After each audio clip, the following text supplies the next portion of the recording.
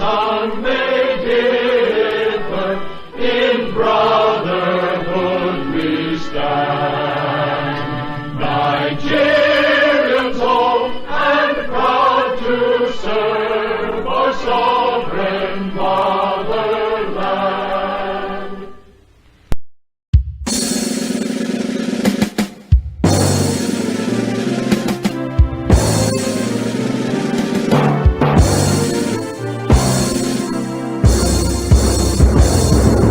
Let's go like and fount of treasure in triumph of an array, standing stronger in harmony, building our land together. Dreams of a founding fathers, we are striving to attain. Our comes and values that we share, through all ages be sustained.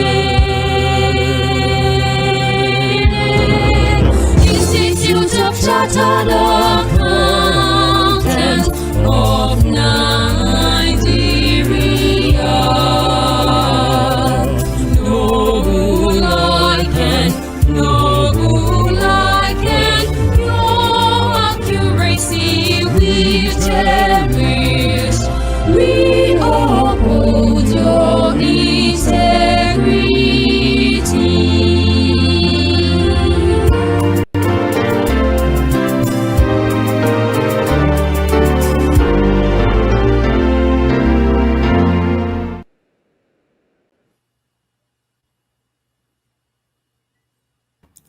Good morning, distinguished ladies and gentlemen.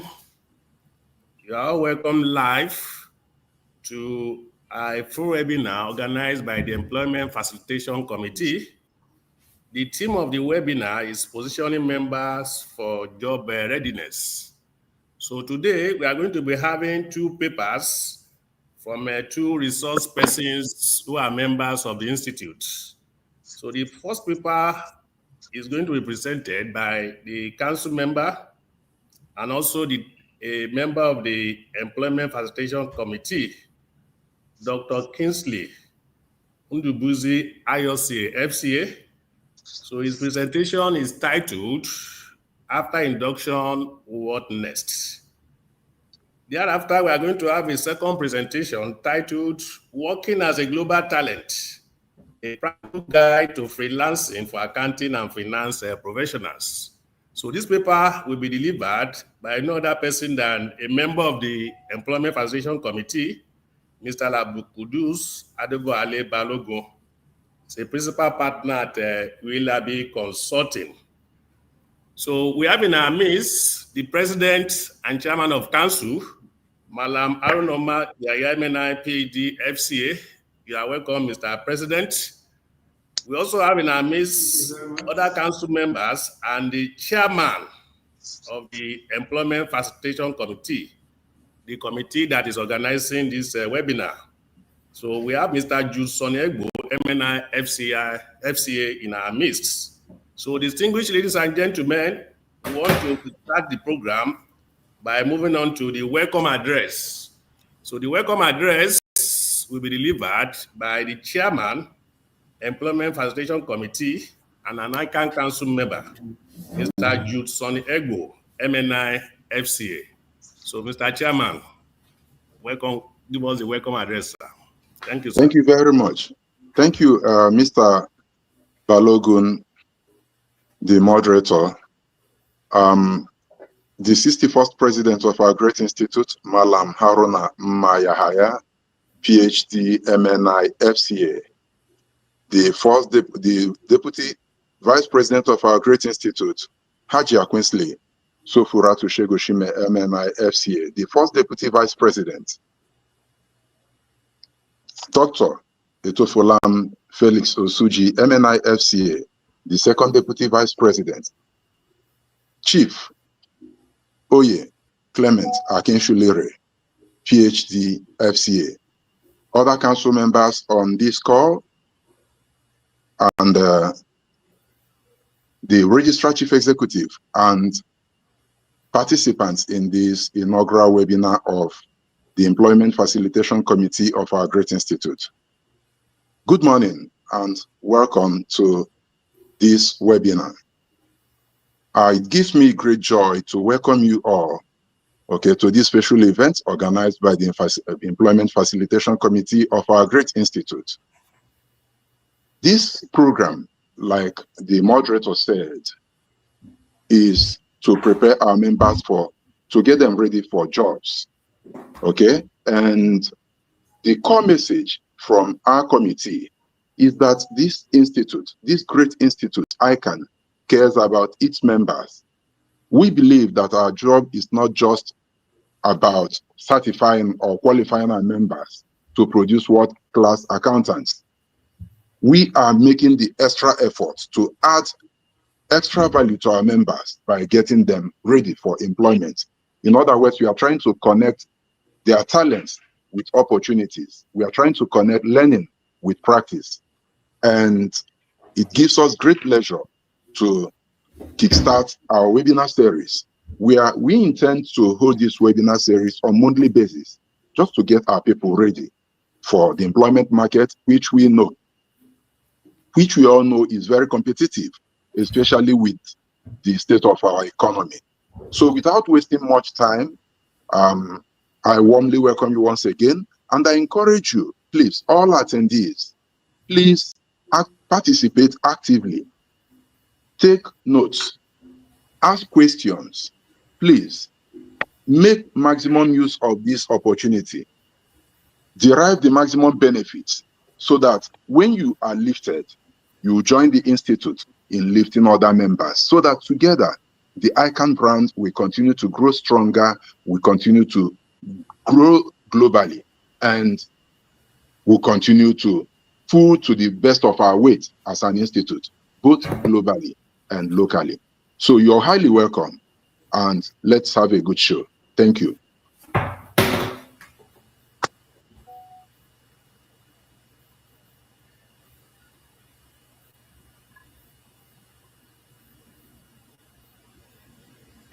Thank you, our chairman, Mr. Juson Egbo, for the very apt welcome address to all members who are live on this show. So the next item we have on our agenda is a keynote address or a keynote speech from the president and chairman of Council, our own Malam Aruno Mayaya, MNI PhD FCA. I don't know whether my registrar chief executive is here. I'm not qualified to introduce the president. But if my registrars, are you online? If the registrar is not here, the president will take me as I am, a young man introducing the whole 61st president of the institute. So, Mr. President, sir, with all due respect, you are welcome to give your keynote address. Thank you, sir. Thank you very much. I welcome you all. I joined the committee to welcome you all to this very important webinar. The Vice President of ICAN, AbdulQuddus, MNIFCA, the First Deputy Vice President, Dr. Tofolano Suji, MNIFCA, the Second Deputy Vice President, Chief Oya Kisundore, PhD FCA, the distinguished chairman of Employment Facilitation Committee, my brother, Mr. Jude Sonny Ebo, MNI FCA, distinguished council members in this committee, and those that join us for this very important webinar, the Registrar Chief Executive of our great institute, my professional colleagues. Without you, there is no webinar. We are very grateful for your joining us today. Distinguished professional colleagues, I'm thrilled to welcome you to this engaging webinar hosted by the Employment Facilitation Committee. Our goal is to equip you with insight and tools needed to strategically enhance your employment prospects. I would like to extend our heartfelt gratitude from the Governing Council to the Employment Facilitation Committee for presenting us with this vital opportunity to delve into such essential topic. Let's make most of this session. As you are aware, one of the 10-point agenda for this presidential year is enhancing members' employability. This webinar, through this committee, is aimed at addressing this very important agenda in our program. And I'm happy that the chairman of this committee said that this program will continue on a monthly basis until the end of this presidential year. So thank you very much, the committee, through your chairman. We are very grateful for aligning and buying into this 10-point agenda, because we want to see at the end of the year how far we've gone with all the agendas we put on table during the inauguration and as approved by council in June. So we will expect statistic evidence-based feedback from this committee on this very important item of enhancing members' employability. The theme of this webinar, Positioning Members for Job Readiness, offers us the platform to forge pathway to bridge the gap between qualification and opportunities. We are in challenging times. However, steadfast commitment to excellence must propel our actionable strategy that empowers our members to navigate emerging career pathway effectively. While official unemployment metrics often capture the magnitude joblessness, the reality on ground, as highlighted by the 2025 Lagos Economic Development Update, LEDU, reveals a significant paradox within our professional labor markets. On average, monthly labor demand stands at approximately 2,837 job vacancies, and yet the supply includes over 33,318 job seekers. This startling misalignment indicates that many talented Nigerians are unable to secure employment, not due to a complete absence of opportunities, but because they do not possess the precise in-demand skill required by the industry.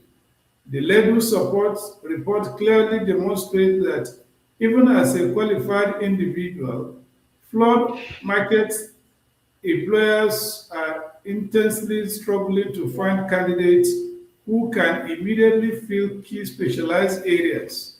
And as chartered accountants, after induction, we still have a lot to learn so as to be employable and fit for markets.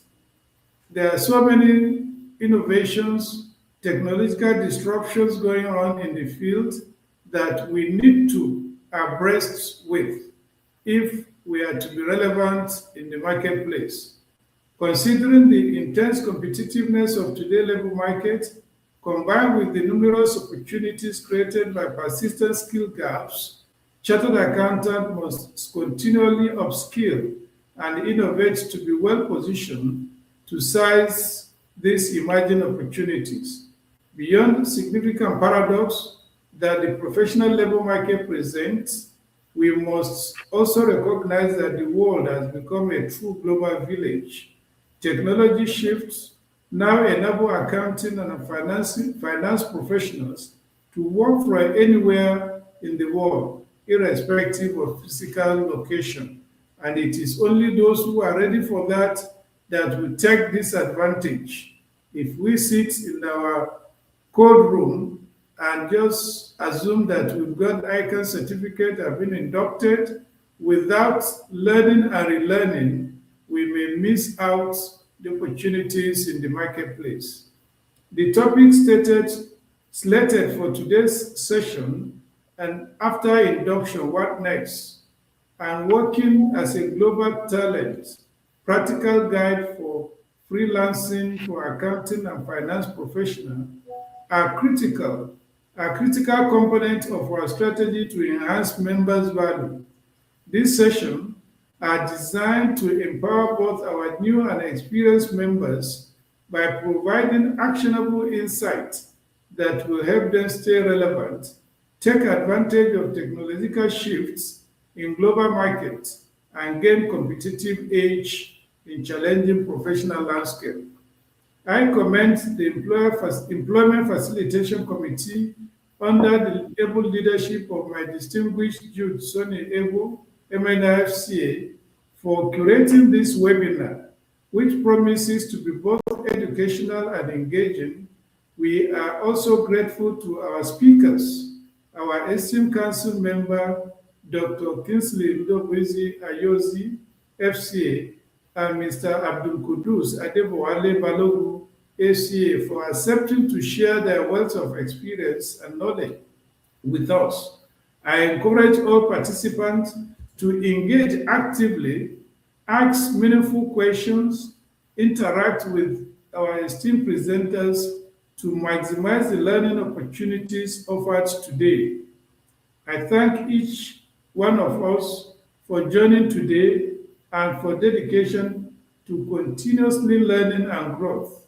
I wish all of us a fruitful and enriching experience during this webinar session. Thank you and God bless.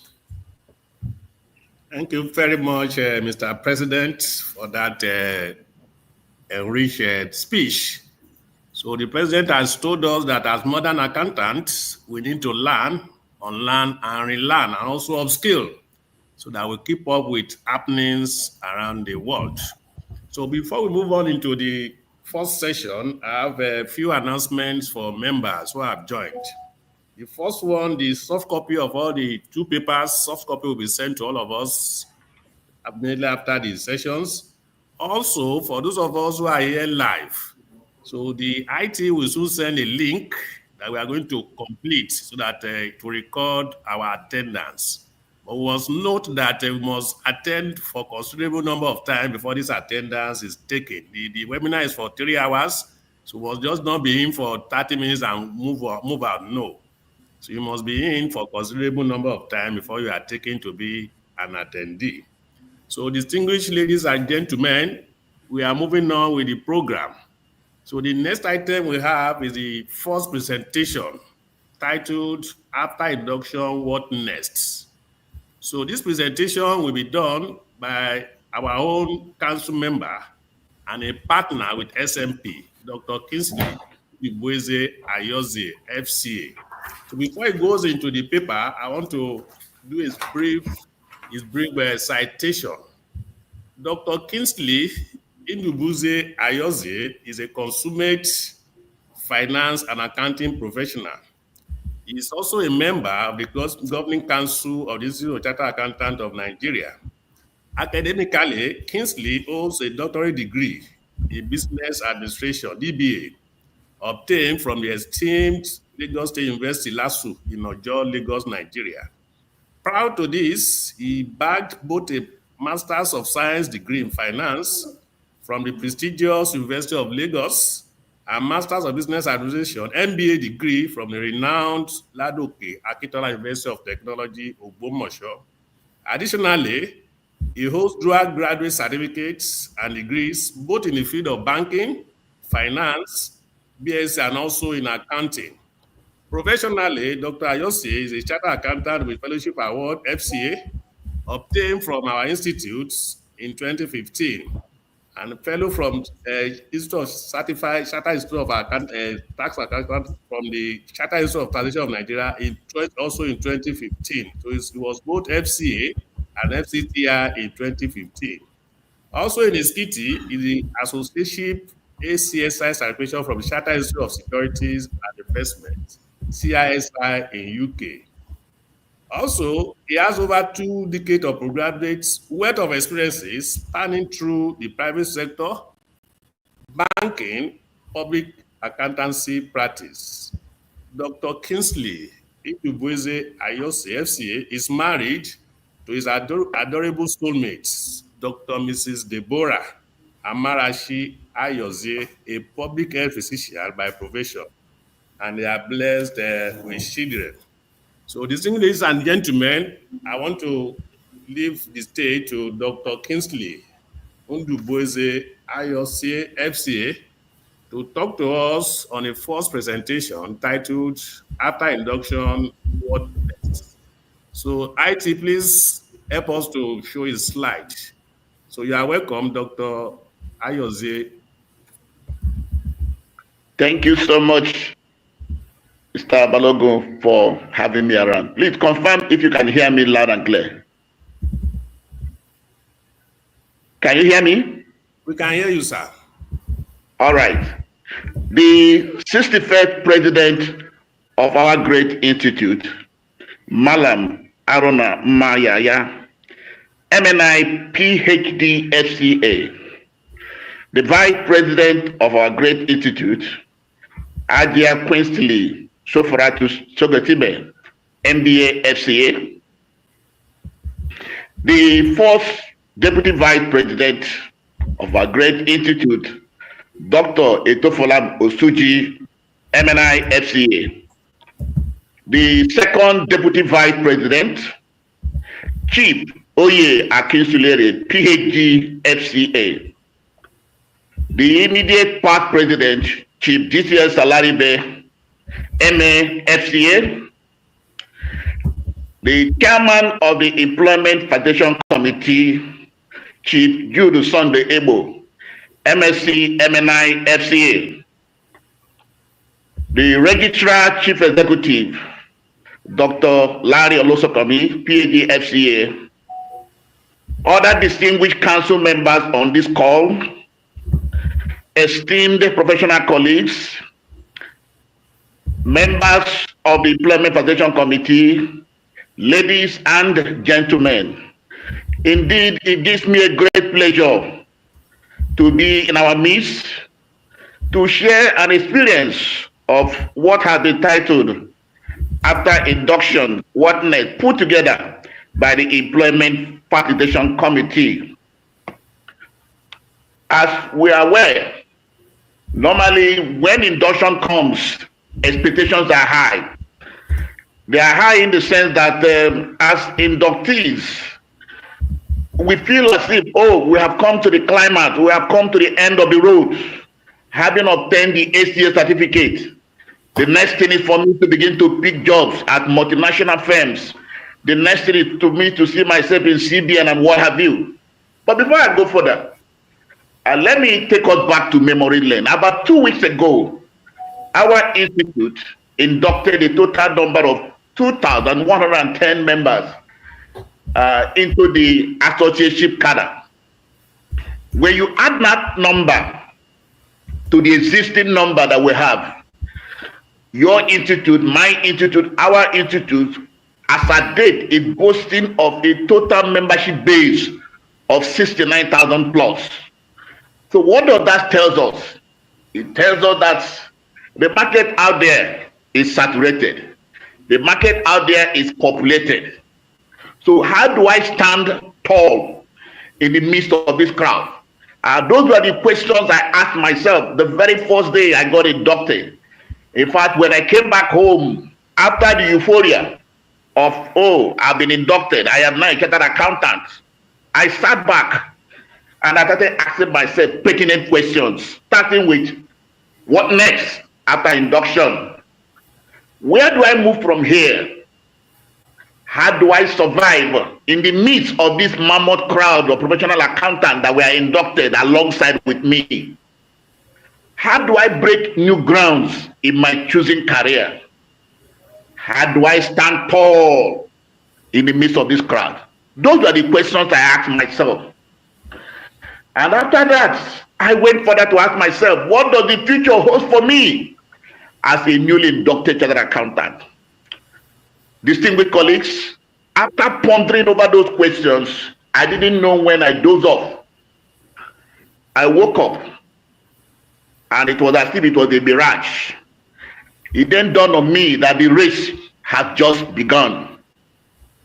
all I did at the induction video was fantasy. So I had to pick my pen and paper. Immediately I woke up, 4 answers came to my mind, which I quickly jotted that I am somebody who is highly inspirational. When I get a message, I put it down immediately. And that's why when I sleep, I have my pen, my jotter very close to my head. But adventure and inspiration come, I put it down. So after that date, 4 answers came to my mind, and I quickly jotted them down. And over time, I have been able to expand on those 4 answers, which will actually culminate into part of what I'll be sharing at this special webinar. All right, colleagues, I want to employ us. Let's all be attentive. If you have your pen, you can jot. But just like the chairman has promised, the slides will be shared. How do I remain relevant in this competitive and saturated market? Yes, the market is saturated because you are not the only chartered accountant. Your institute is not the only institute. My institute, we have several institutes springing up. But we need to carve a niche for ourselves in order to remain relevant and be on top of the game.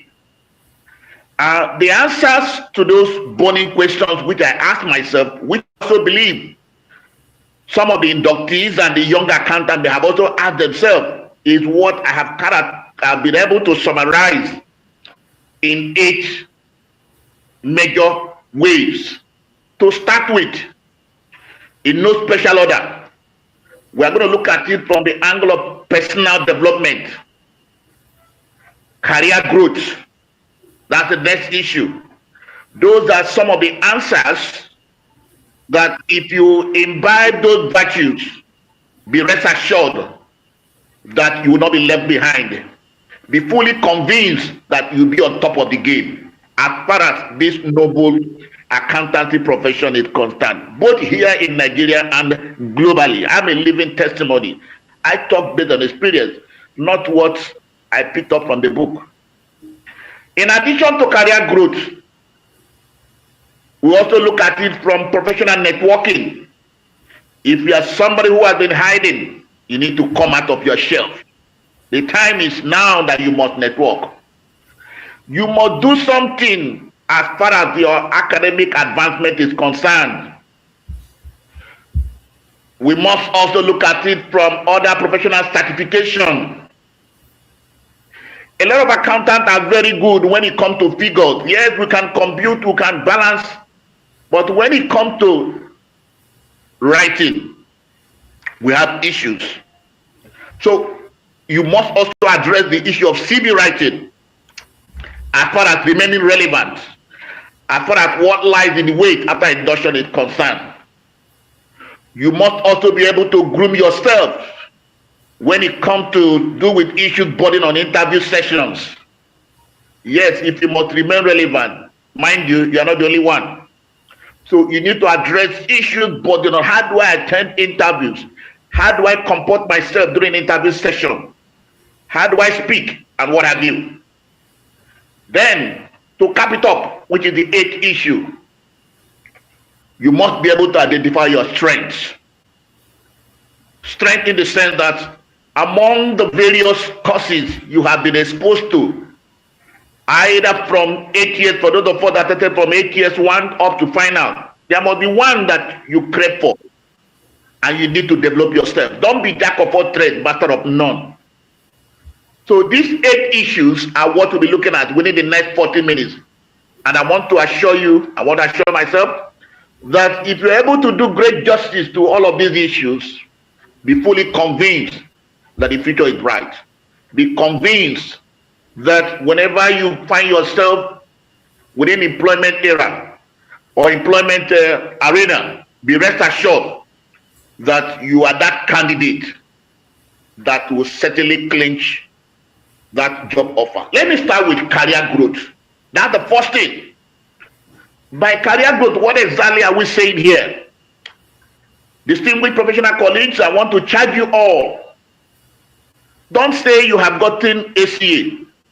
You now go back home and be waiting for CBN, NNPC, NDDC to look for you. Well, if you are fortunate, that's fine, but not all of us will be that fortunate. So what am I saying? I charge you to look for an employment opportunity, no matter how small or big that employment offer could be. No experience ever gained is useless or lost. Such employment opportunities could either be in full-time basis or part-time basis. It could be on-site or it could be off-site. It could even be done by remote working or hybrid. It could also take the form of internship or externship. The whole idea about working experience is that over time, you would have been able to gather an experience that when that dream job comes, those experiences will make you stand out compared to somebody who has obtained the ACA certificate and sat back at home waiting for multinationals to come looking for him or her. Still on the employment opportunities, even if you cannot get a full-time or a part-time or a remote work, you can also do a pro bono basis of job. Work to your religious association, walk up to your professional association, pick up their financials, help them write up the account, write out the figures for them, free of charge. Before you know it, you're building up your skill. I did it. I was the treasurer of my church for more than 20 years. That was where I was able to build up my accounting skills. I was helping them to build up the structure without being mouthy, with every sense of modesty. I was able to learn how to put up accounting system. That place provided a training ground for me, which has helped me today in running my own firm. It was pro bono basis. No money was attached to it. But while I was doing this thing for all the various religious associations within my locality, I was gaining experience. I became emboldened. I could come out and talk accounting as if I am the inventor. So please, I want to charge you. Don't wait for bank. Don't wait for insurance companies. They will certainly come. But before they come, get something. Get something. Get yourself busy. You never can say that thing you're doing may be what will make you stand out. So please, if you're on this call, you have not gotten any job, please look for one. There are jobs out there. You either belong to a church or a mosque. Help them. If they don't have records, help them keeping their records. Lest I forget, while I was still living in my house, my nephew, all the way from Lagos, got an employment in US. He was working remotely, and it was the experience he was able to gather from that remote work that assisted him to pick up his master's program, and thereafter he has to relocate to the US from Tulare. And some of his mates were complaining there is no work, but he was able to pick work from remote structure. So I want to charge us, there are jobs out there. The only thing is that we have pegged ourselves so much with so much attachment to monetary value. The money may not come now, but be rest assured that when that experience is up there, then the money will start coming. The next thing we need to look at is professional networking. With due respect, some accountants are not sociable. Some are not sociable. When it comes to social affairs, we are lagging behind.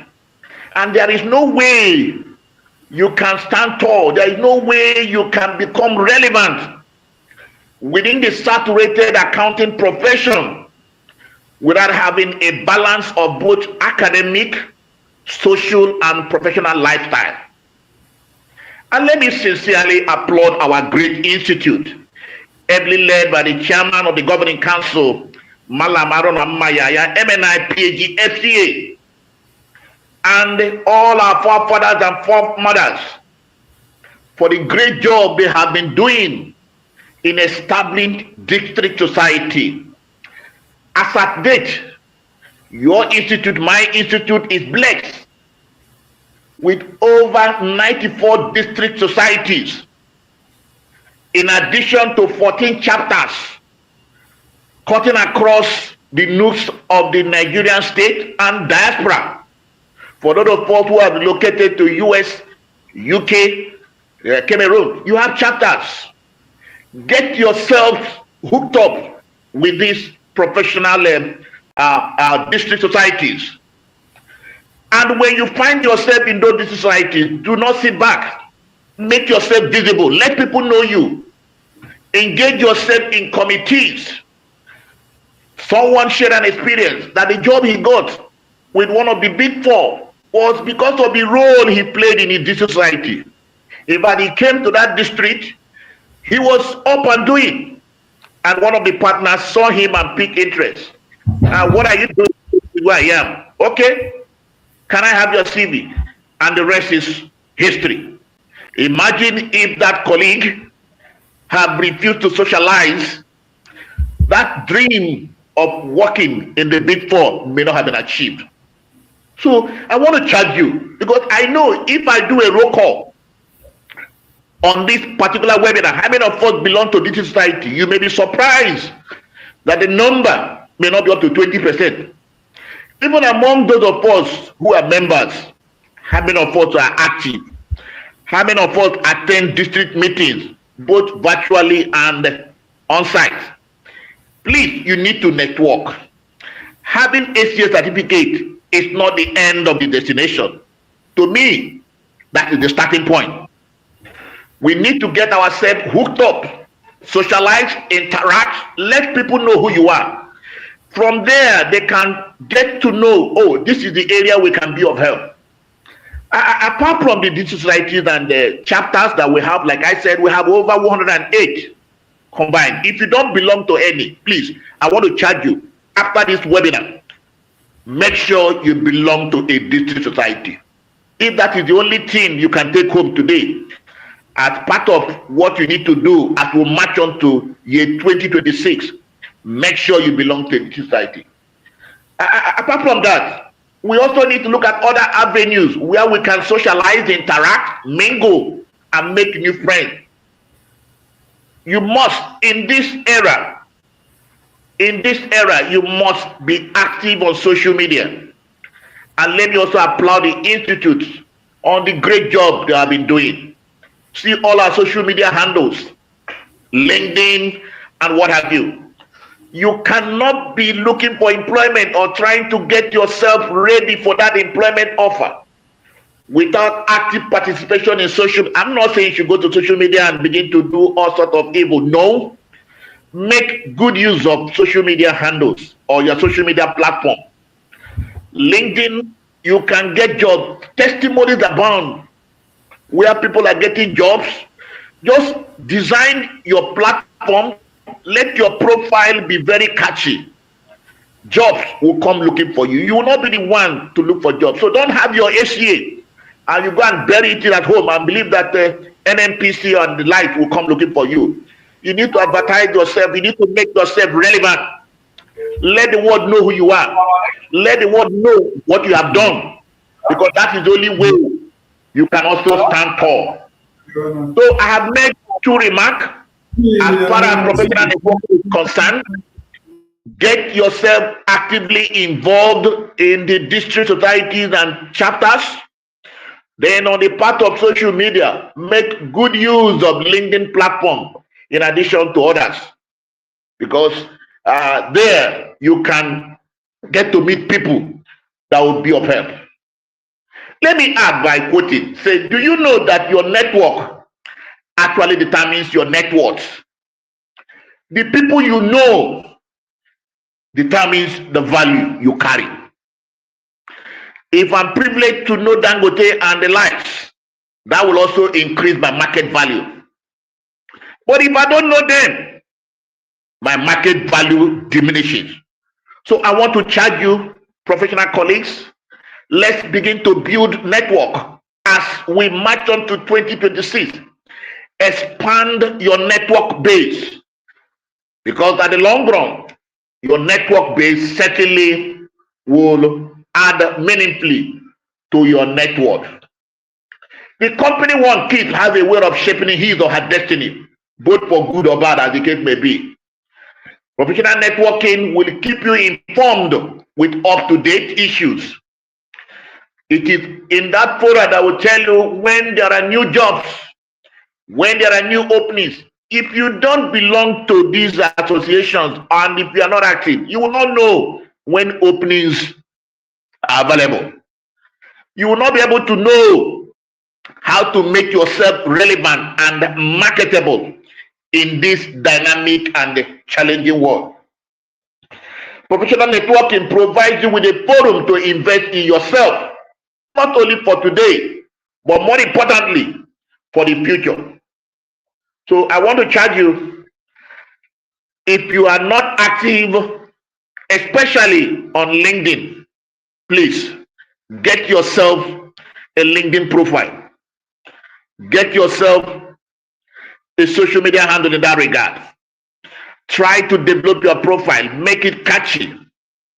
I've seen on daily basis where people are giving testimonies of job offers, positive job offers, gotten from LinkedIn platform. So having a CA is not the end, because if you have it and keep it to yourself, nobody will even know. And let me even ask, for those of us who have been inducted, how many of us have been able to come out to testify? It's only when you say it that people will know you have it. If you don't make noise about it, nobody will know. You are not the only one. So let people know who you are. Let them know your brand and the stuff of which you are made of. Because that is the only way you can remain relevant in this modern era. The next thing that we need to look at that will also enhance our employability in this competitive market has to do with what I call personal development. The 61st president, while he was giving us his charge, spoke extensively on that. If you must remain relevant, you must learn new skills. We are now experiencing technological disruptions. We are experiencing technological shifts. The way things have been done before is no longer the way it's being done now. So you must be ready to learn new things that will assist you in remaining relevant. The artificial intelligence is there. You must learn it. Yes, some people are saying that AI is coming to kill our work. I disagree.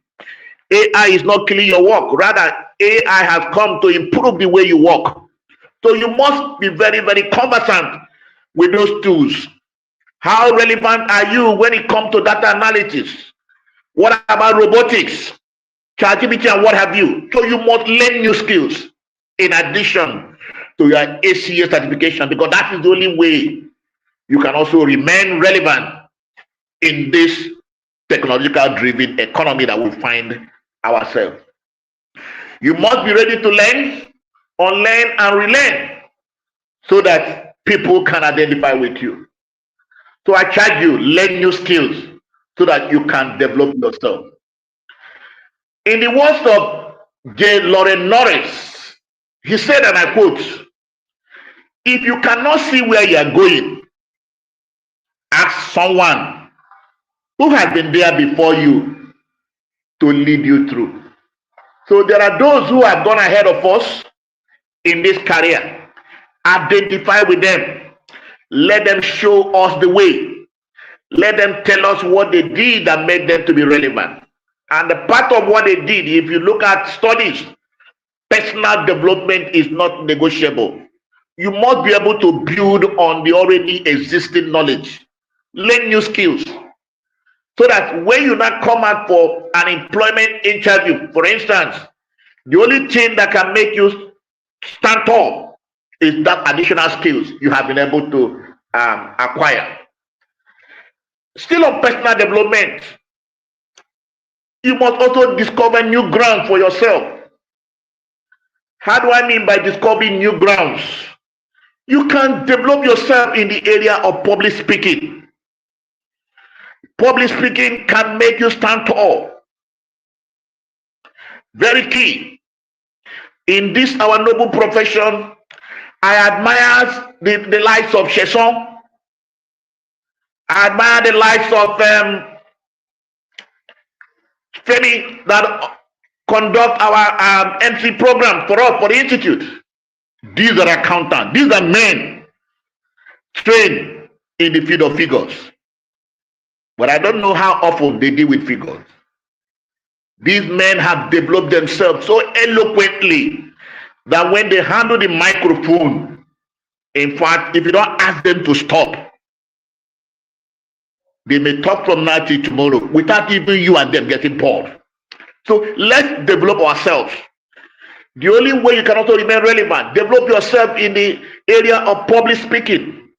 Most accountants lack that skill. They can do back-end assignment, but when you not call them to come and defend some of the things they have done, there is a challenge. And how can you remain relevant, especially during interview? You are being called to come and talk face the panel. If you cannot communicate effectively, then you're going to have problems. So let's begin to take refresher courses as far as public speaking is concerned. In addition to public speaking, you can also develop yourself in the area of writing skill. I'm a living witness to that. I have to attend special courses to develop my writing skills. And with every sense of modesty, without being boastful about it, I have, to the glory of God, developed myself in that regard. To the point that I write for Business Day every Monday. This has nothing to do with computation of figures, but the knowledge, the experience, the exposure that ICAN certificate has given to me has certainly equipped me to discover myself in this regard. So please, I want to charge us, in addition to learning new skills in the area of robotics, artificial intelligence, data analysis, let's develop ourselves in the area of public speaking and writing skill, because that could also make you stand tall. Let me summarize on personal development by taking a clue from the words of T. Alan Armstrong. T. Alan Armstrong said, and I quote, "Champions do not become champions when they win an event." In this case, you don't become champion when you get that dream job, but you become champions by virtue of the hours, by virtue of the weeks, months, if not years, you spend preparing for it.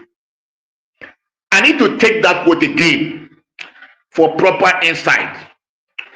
Alan Armstrong said, and I quote, "Champions do not become champions when they win events, but they become champions by virtue of hours, weeks, months, and years preparing or spending for it." So you do not become champion when you become the chairman of the Presidential and Fiscal Policy Committee. You do not become champion when you suddenly become the Controller General of the Federal Road Safety Commission. You do not become champion when you are suddenly elected or appointed as the chairman of the Federal Revenue Service.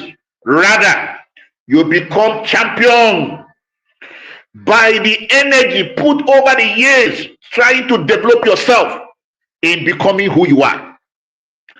So if your dream is to become somebody very relevant, very astounding, very pronounced, very distinguished in this profession, then you need to develop yourself in all of these things that were mentioned, both from the issue of career growth, professional networking, and now to professional development.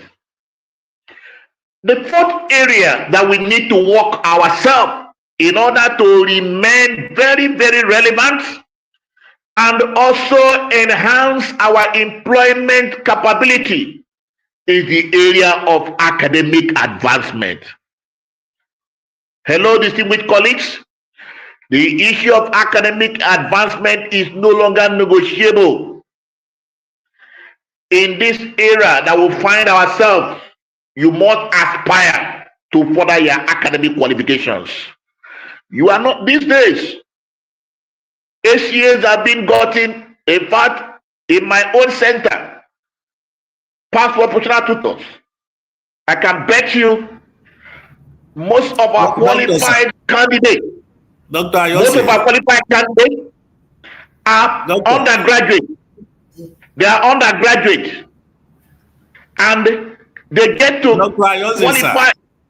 Yes, sir. Please, you can close your camera for a better reception. Okay, sir. All right, sir. So, under academic qualifications, you discover that most of the qualified candidates these days are undergraduate. So, how do you now compete with such undergraduate qualified candidates? Most of them end up coming with first-class degrees. So when it comes to academic qualification, they are better off. Age-wise, they are better off. So for the older ones, you need to advance your academic qualification. Aspire to further your academic qualification beyond the graduate level or graduate degrees. Aim at topping it up either by pursuing postgraduate degrees like the Masters of Public Admin, Master of Business Administration, Master of Science for those of us that want to make career in the academic world. You can take up Master of Philosophy MPhil degree. These degrees are available. You can even advance it to the doctorate degree level. Taking up DPA, Doctor of Public Admin, Doctor of Philosophy, Doctor of Science, DSc. All these degrees will make you stand out. I don't want to hear somebody telling me, oh, where is the money? Money is not an issue. Once you have set a goal, the way and means of achieving that goals will certainly come.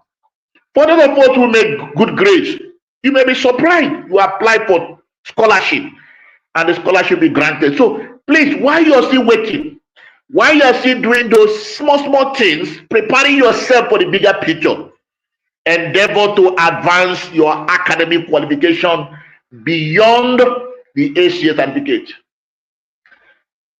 Let me pause by telling us that, are we aware that readers are indeed leaders?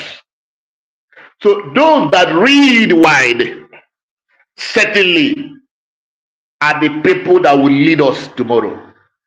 Correct me, I'm wrong. Your today's learning determines your earnings. Please get these two messages very clear. Readers are positioned to lead. My weight of learning determines my earnings. So the amount of qualifications or academic advancement I'm able to gather, you're able to gather, will determine the amount of inflow into my pocket. That will determine the kind of job I will go for when the chiefs are down. Before I pass with academic qualification, Albert Einstein said, and I quote, once you stop learning, you stop dying. By implication, once you stop acquiring new knowledge and fresh ideas, skills, you start losing your relevance. So, distinguished colleagues, you have heard the words of Albert Einstein that once you stop learning, you're already dying. Dying in this case means that you are becoming very, very irrelevant. People will no longer want to identify with you. And to further collaborate with the words of Albert Einstein, Phil Collins said again, and I quote, in learning, you will teach, and in teaching, you will learn, as this is the key to growth.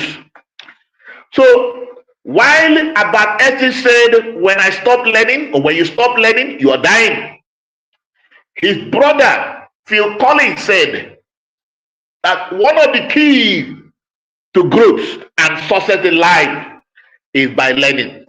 So I charge you again, professional colleagues, as we approach the new year, make sure you add something to your already existing academic qualification.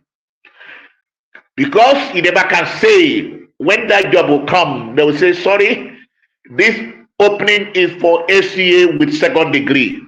And if you are lucky to have it, you may stand tall. The next thing that we need to look at, which I also did, has to do with professional certifications. Yes, endeavor to get yourself enrolled for further professional certification and skills, especially in that your choosing field.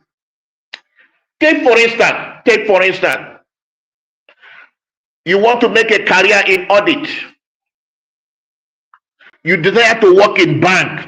Fantastic. Your ACA may not lead you through, especially considering the fact that banking business is a sensitive business, a digitalized environment. What do you need to do?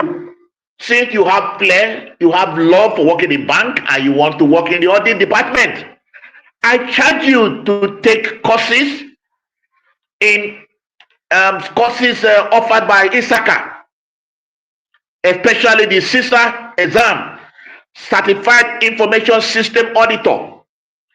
Do that, equip yourselves. Your ACA, your CISA will put you at a very, very advantageous position when it comes to IT audit work in bank is concerned.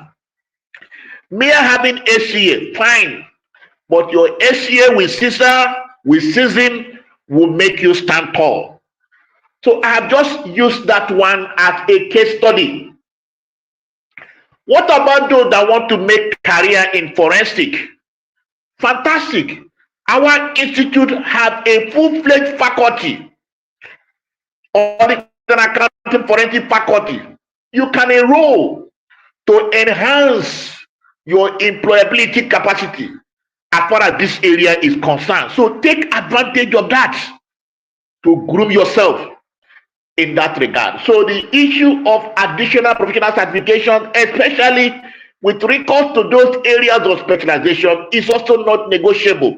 All of these things will be able to increase your market value. We then look at CV writing. Like I said, most accountants, when it comes to report writing, we are very, very deficient in that. So you need to develop yourself. You need to ask questions, and that's why I charge you. If you're on this call, you do not have a LinkedIn profile, please, part of what you need to take home today, you must open one. Make good use of LinkedIn profile. Don't go there for anything immoral. Go there, you will learn. There are experts, people that will teach you on how to write your CV. It's not everything that will be lopsided. Your CV speaks volume about who you are. In fact, the way you present your CV tells the employer who you are. So you must learn on how to write a good and appealing CV. The CV that the employer will see, the person will want to, oh, let me have a chat with this candidate. Another thing that is very, very germane, especially in making us to stand out in this competitive employment era, has to do with excelling during interview sessions. And the excelling during interview sessions, to me, encompasses a whole lot of issues. What are those issues? You must be ready to arrive early to interview location. You know, I have been fortunate to sit on panels to interview potential candidates. You discover somebody have an interview session by 10. The person is coming 10 minutes after 10. And when you ask the person, why are you late? He said there was traffic. To me, that is the end of the job, because you have shown that you are not serious with what you do. Traffic is not an excuse for coming late. You have told the employer that even when they give you that job, lateness will now become the order of the day. So these are very minute things that could cause you to lose that desired job. and you must address it. You should be able to plan yourself. You have an interview. You live in Lagos. You know the Lagos road network system. That if you have a journey of 2 hours, factor in extra 2 hours. It is more pleasant to arrive early and sit back than finding yourself in a state of confusion trying to meet up with the timing.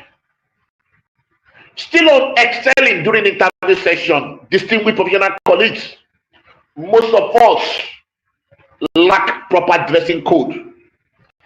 The way you dress is the way you readdress. You are going for an interview session for the guys. You are not wearing the right apparel. Your shirt are not properly ironed. What about your tie? They may see you and, oh, this one is not fit for this kind of job. So you must be ready to look good. You must be ready to, carry that aura that when people see you, they say, no wonder. You say, oh, no wonder. There's a reason for saying no wonder. Don't make them begin to doubt, are you really sure that this is a chartered accountant? So you must be ready to dress smart, not gorgeous. Be smart in your dressing. Then when it comes to the interview proper, be ready to comport yourself. Avoid anything that will make you to be jittery. Avoid anything that will make you to be fidgeting about. Don't be jittery. Don't fidget. Be composed. Stand tall. Because that is the only way the employer can see something meaningful in you. Then be ready to answer the questions in line with the way the interviewer have asked you. So that, in summary, what you also need to do as far as the interview session is concerned. The last but not the least, as part of what we need to do, the issue that we need to address in making ourselves very relevant in the employment market is to identify our strength. Yes, I made mention of that in my introductory statement. You have been exposed to different subjects, different courses, right from ATS 1 or ATS 3 or foundation as the case may be, up to the final level. In all of these courses, you must be able to identify which area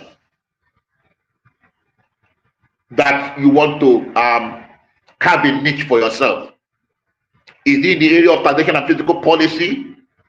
Is it in the area of cost accounting? Is it in the area of auditing? Identify these areas. Nobody will be, don't allow people to identify your strength for you, because that will lead to a somersault in the future.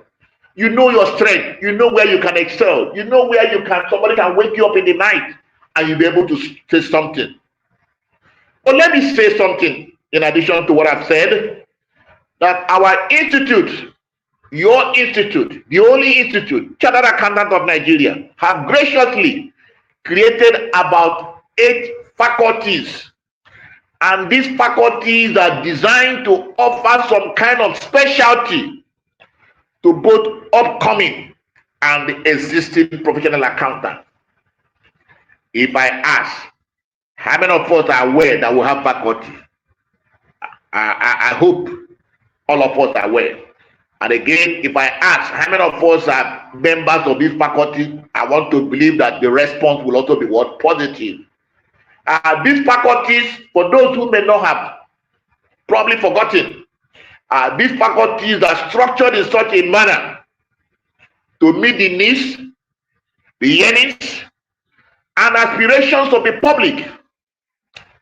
Depending on your perceived interest, strength, and drive, it is expected of us as members of this noble profession to join at least the faculty in order to develop our core competency in such area. Over time, you'll be rest assured that you will become a sought after person in that particular area of subject matter.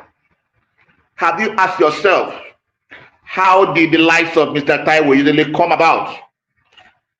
Have you asked yourself, how did the likes of Mr. Olubero come about?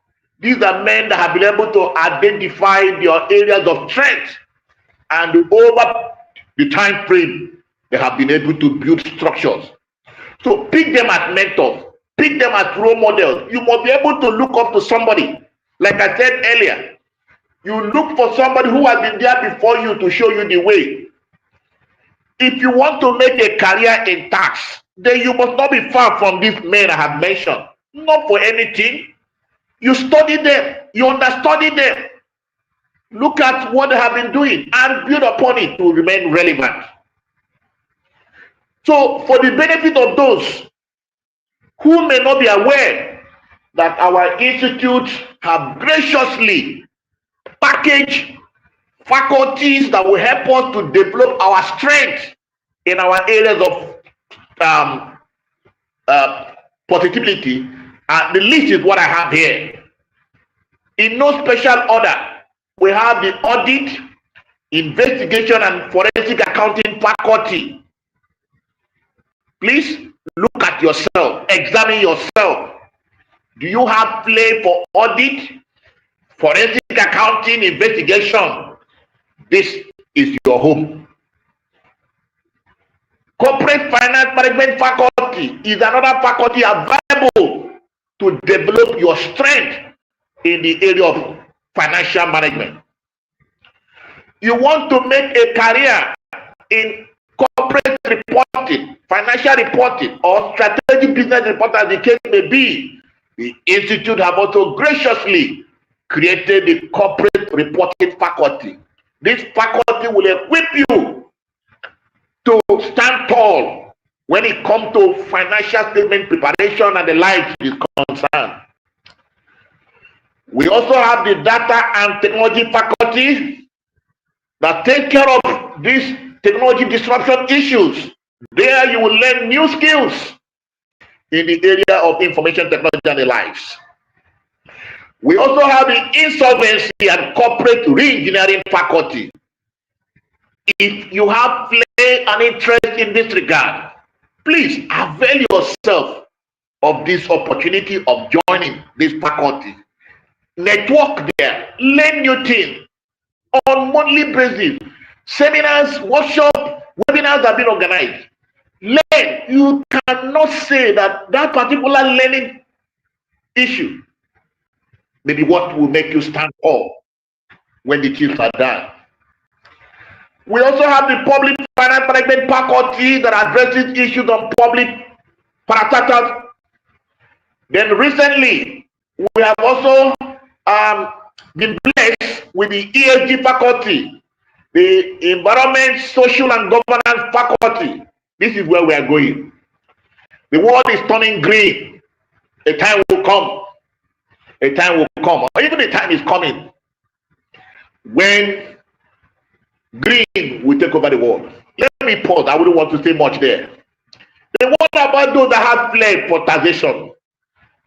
The institute have also graciously created the taxation and physical policy faculty. So all these faculties, like I said, are designed in such a manner that every member of this noble institute, be you young accountant, be you recently inductees, be you existing, will be able to carve a niche for yourself. Don't be jack of all trades, master of none. We are not saying that when you find yourself in this faculty, or maybe one, you will not know. As a chartered accountant, the training given to us provide that avenue of having varied knowledge across levels. That is it. But you need to now develop yourself. Where do you want your name to be heard? Where do you want to become an authority? Where do you want to become a sought after person? Where do you want, when issues are being tabled, they say tax issue, look for, you will be, look for this person. These faculties are there for you. So I want to charge you, if you're on this call, you do not belong to a faculty. Part of your take home is that after this webinar, please endeavor to join one of these faculties depending on your area of interest, depending on your area of love, and the area you want to specialize. Well, that is all about the faculty. I want to conclude by saying, as an upcoming accountant, the market is so wide. The market is so vast. In fact, our first Deputy Vice President, Dr. Suji said something yesterday. He said that the sky is limitless. You know, often we say the sky is your limit. But he told us yesterday that the sky is limitless. That have you ever seen among the numerous birds that are flying, have you ever seen anyone clashing? They all fly and get to their destination. So where am I going now? This profession is also limitless. There are services that are bound you can provide. And when you provide these services over time, the issue of learning curve can also set in. You will become an authority. You will become a sought after person. You will become highly marketable in the ever saturated competitive market. So all of these things are what I've been able to summarize. Despite the 8 faculties, as a chartered accountant today, the training provided to you can equip you to address issues bordering on audit and assurance. This training given to us will also equip us in addressing issues bordering on taxation. We can address issues on management consulting, where you help your client to address issues on corporate strategy. You can also act as a receiver. Our training as chartered accountant can also help us to become IT experts. Yes, if you are not aware, our Rivers Part President, one of the Rivers Part President, popularly known as AJ Silicon, Alhaji Dr. Razak Jayola, is an IT guru. Yes. So our training, apart from equipping us in the area of audit and assurance, can also equip us in the area of IT specialty. We can also be expert in liquidatorship service. What about corporate governance? You can become an authority in this regard. Due diligence, where you assist in the area of providing valuation service. Financial consulting, investigative, accounting and bookkeeping, the one I made mention, that was my starting point, where I was providing a pro bono service to my religious affiliation, not knowing that I was building myself for today's challenges. Internal audit service is there, recruitment service is there. You can also learn new grants in feasibility study reporting. Who says you cannot be an authority when it has to do with feasibility study reporting? You can also become an expert or a supporter to litigation issues and what have you. Because of my time, which is fast spent, I want to say that no doubt induction into noble professional bodies like that of the Institute of Chartered Accountants of Nigeria act as a master key to the door. However, from what our 61st president said, through constant reskilling and upskilling in modern day tools earlier mentioned, like AI, robotics, data analysis, and up-to-date learning, breaking new grounds, engaging in strategic networking can put you ahead of your contemporaries in this ever competitive and saturated market that we all find ourselves. In conclusion, Aristotle said, and I quote, "Excellence is never an accident." I repeat, excellence is never an accident. It is always the result of high intention, sincere effort, and intelligent execution, which further represent the wise choice of many alternative choices, not by chance, but determines your destiny. So if you want to stand out as postulated by Aristotle, you must craft for excellence. In fact, your middle name as we leave this webinar should be excellent, excellent, excellent, because that is the only way you can stand tall.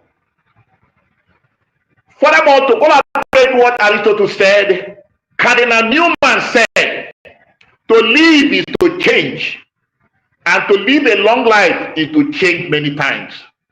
Distinguished colleague, I want to charge you, you must, starting from today, live a new life, and a new life of positivity, a new life of academic advancement, a new life of career growth, a new life of professional networking, a new life of identifying your area of strength, because all of these things will help us to stand firm, will help us to stand tall.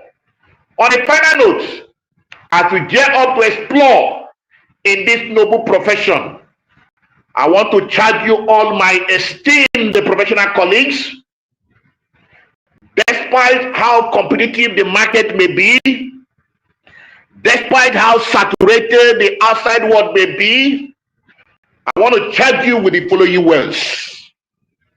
That is, remain focused, remain dedicated to your dreams and aspirations.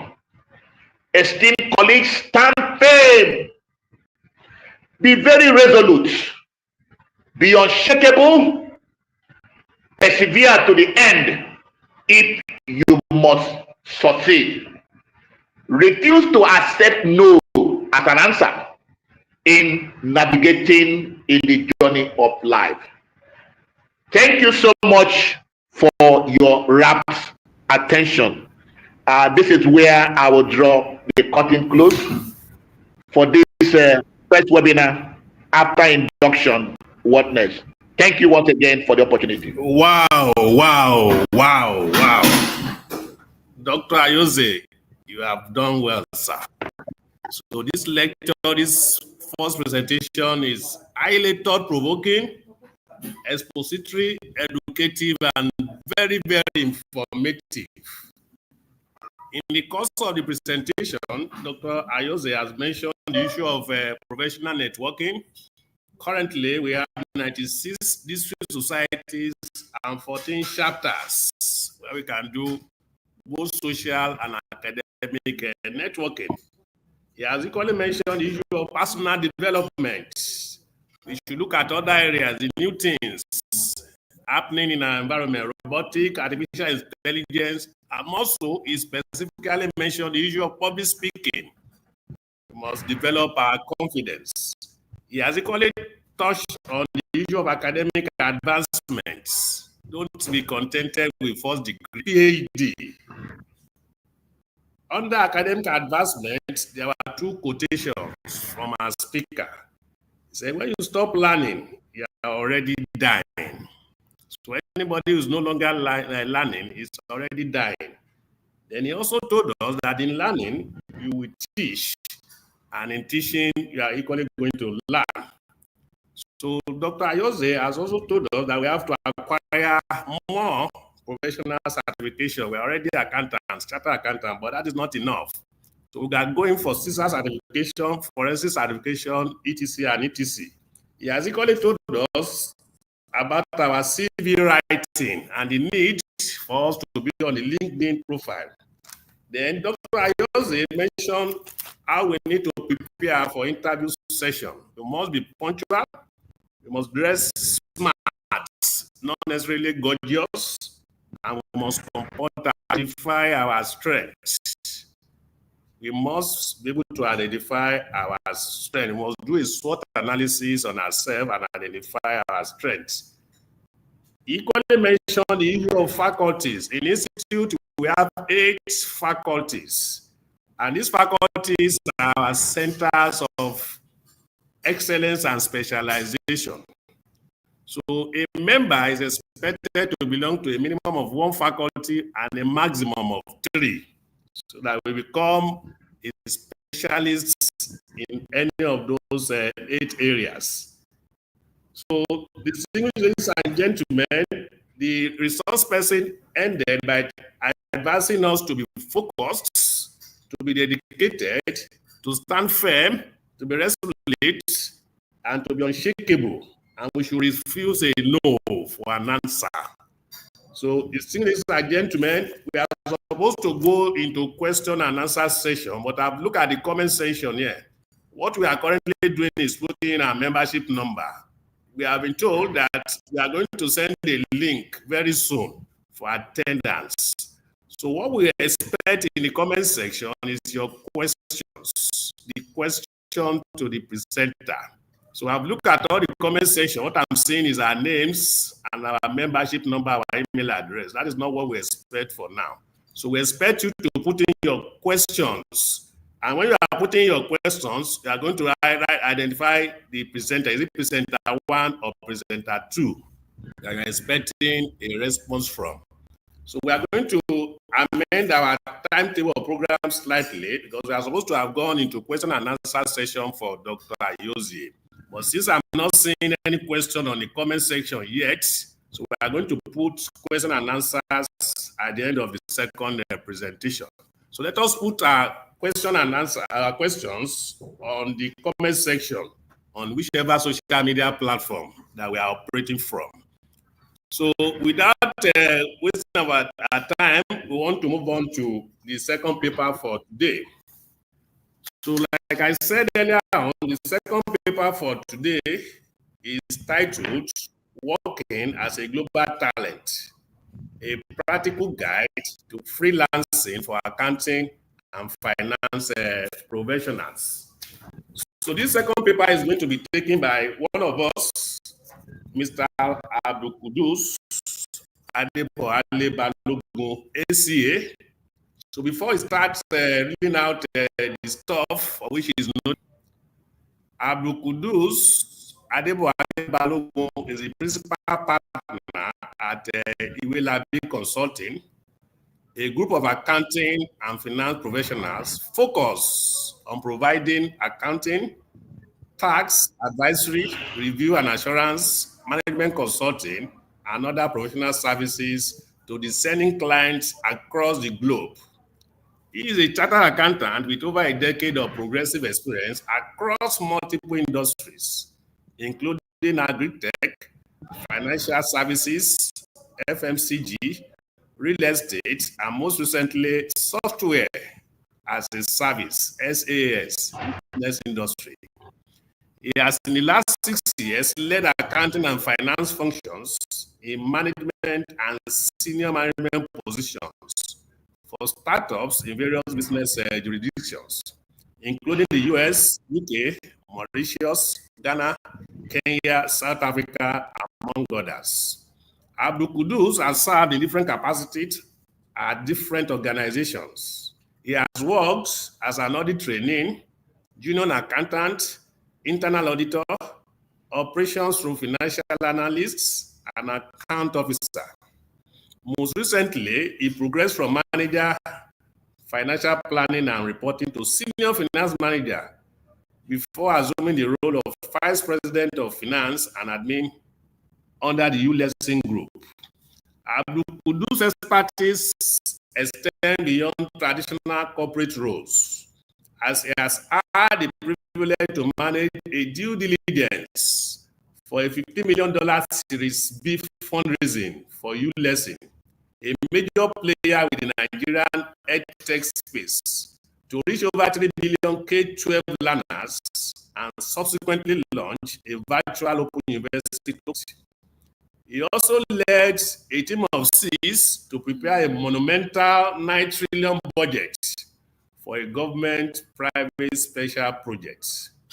With certifications in organizational leadership and negotiation mastery from the prestigious Harvard Business School Online, he continues to excel as an all-rounder accounting and finance professional.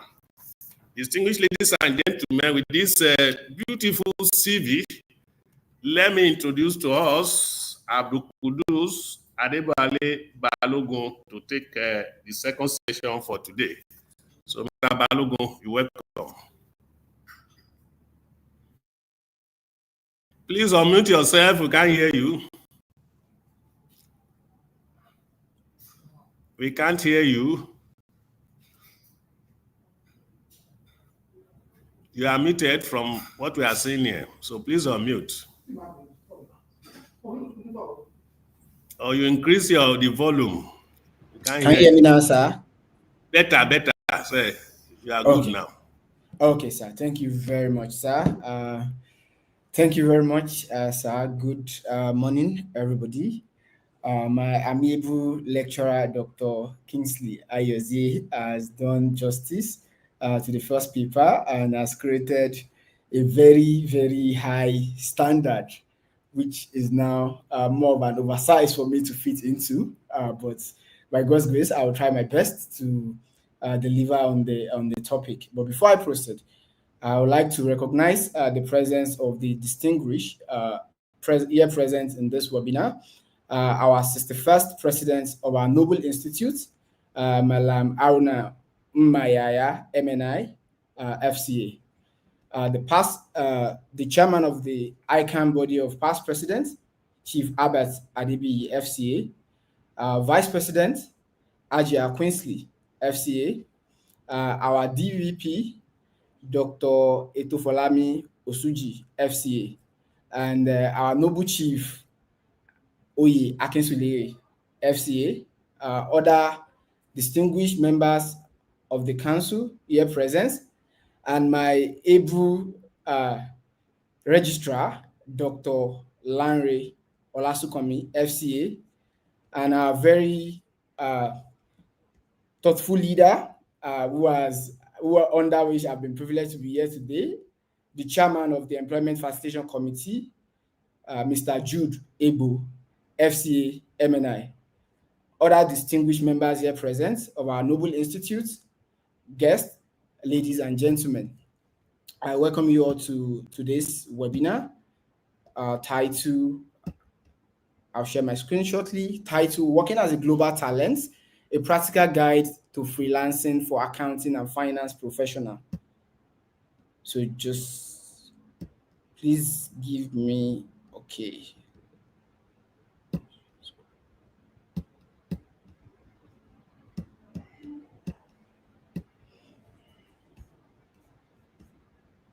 Please, let's confirm that we can see my screen.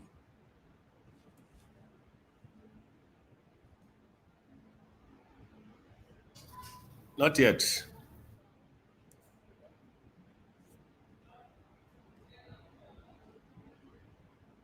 Okay. Okay. So today, this morning, I'll be walking us through how to work as a global talent, practical guide to freelancing for accounting and finance professional from my experience working in multiple jurisdictions as a young finance and accounting professional. And we are going to be looking at why exactly do we have to look at this topic. One of the reasons why this topic is actually very important for us to take a look at is because the finance profession is shifting from local jobs to borderless work. Now, we often hear that it's now a global village. We are now living in a global village. Gone are those days where you have interview in Lagos and you are residing in Jos and you have to board overnight bus from Jos to Lagos just to catch up with that interview. Things are now very seamless that people are able to have interviews even with companies abroad in the US, in the UK, Canada, Kenya, Ghana, amongst others, without leaving the comfort of their home. Another thing is that remote and freelance roles for accountants are growing globally, rapidly. There are resources from CIMA saying that within the US, there is significant shortage, about 50%, significant shortage of young professionals going into the industry in the US alone, not to talk of other places we have within the world or around the world. We have companies now hiring for skills rather than location. And at the same time, freelancing is now becoming a respected career path for people to follow. And one of the reasons being flexibility, the flexibility that it offers. Without leaving the comfort of your home, you are able to render your services to people abroad. Also, you are able to earn in foreign denominated currencies. At the same time, you are able to gain international exposure and increase your portfolio diversifications. But before I go on, there is a promise that I would like to make to us that by the end of this session, you will know how to work globally, where to find opportunities, and how to position yourself for those international opportunities. Right. This is the area of coverage. We have the global talent opportunity that are out there. We have the transferable skills that you already have that you then need to polish. We have the high demand global finance roles. We have the different platforms that we are going to be exploring within the allotted time. And then we are going to be speaking to how you are able to freelance as an accountant.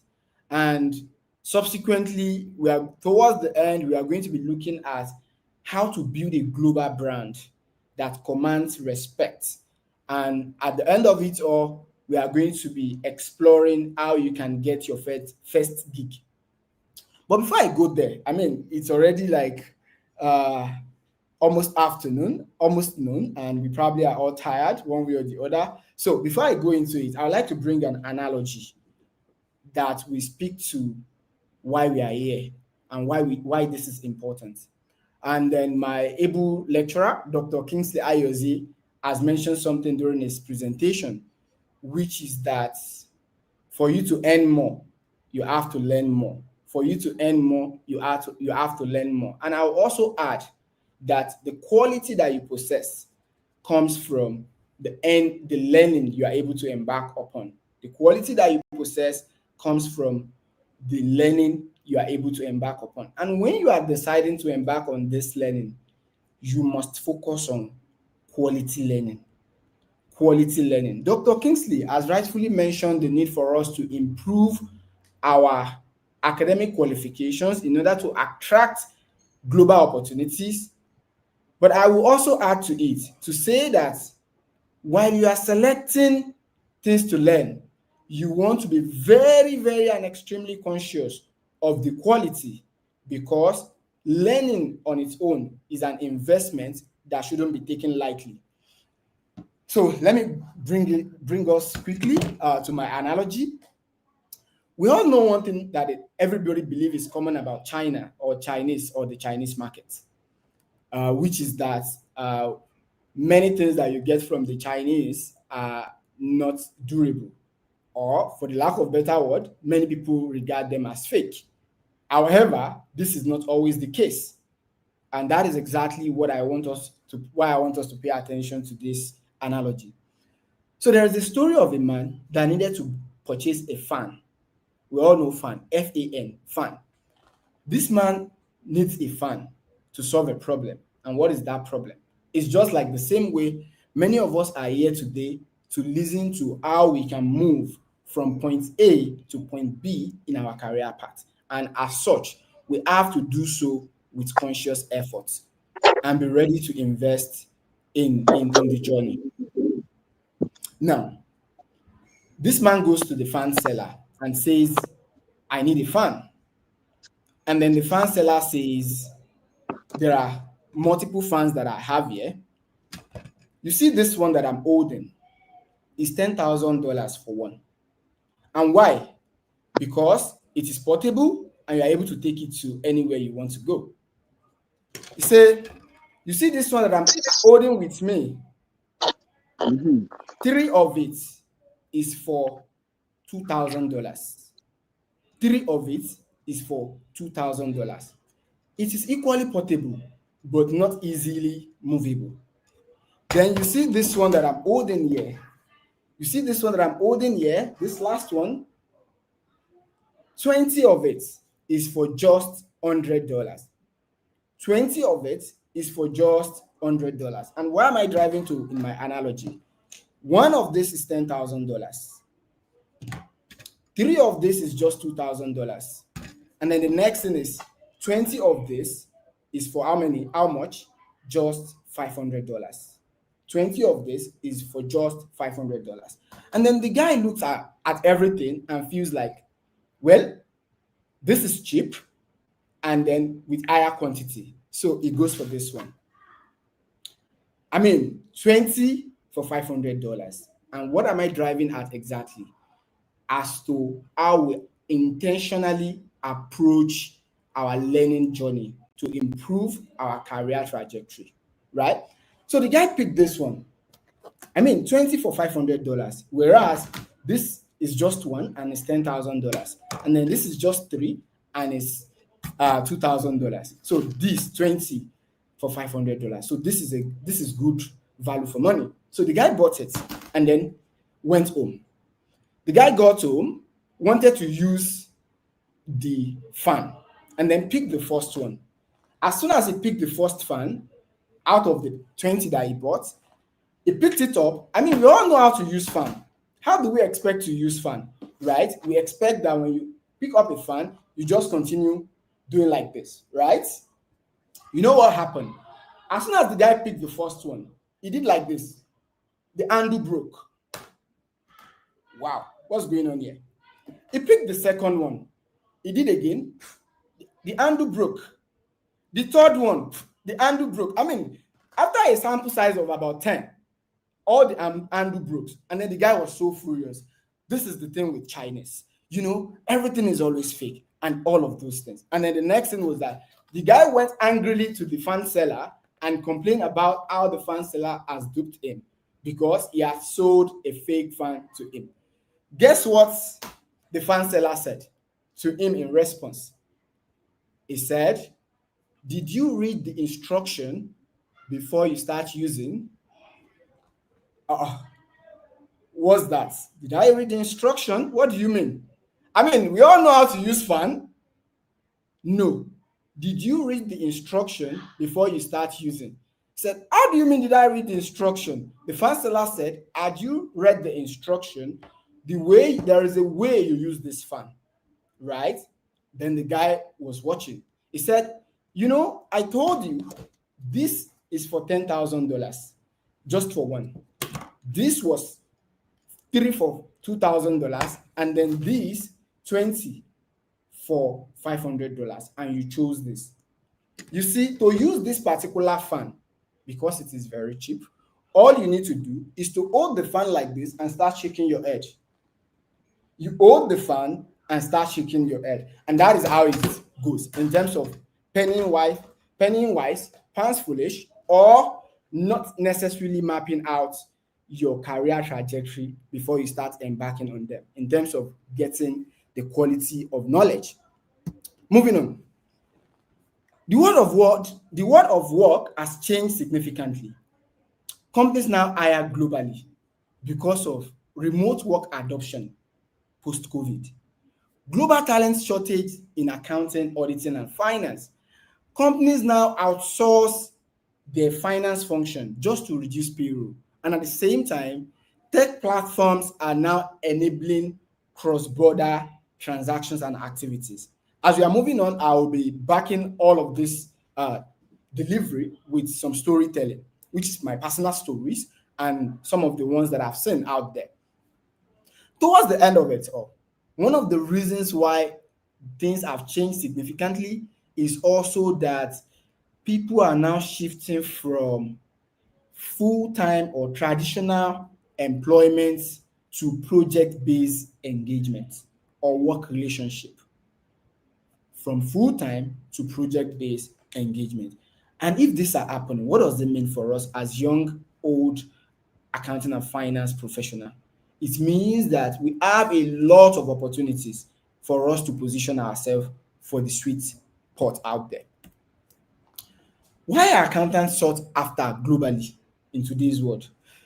Currently, there's been a lot of noise around tech and people learning programming, data is the new oil, and all of those things. You know what I typically do when I see friends, colleagues, everybody like around me going into tech? I mean, you see some even supposedly accounting and finance guy, you want to grow as an accounting and finance person, you have not necessarily dig the technical depth of accounting and you're already jumping into tech. And then you start tech tomorrow and you say that tech is stressful. you leave it, you go to data analysis, and then you continue. At the end of the day, you come back and say, even with your ICAN qualification, you are not getting good opportunities. No, it's not your ICAN qualification that is the problem.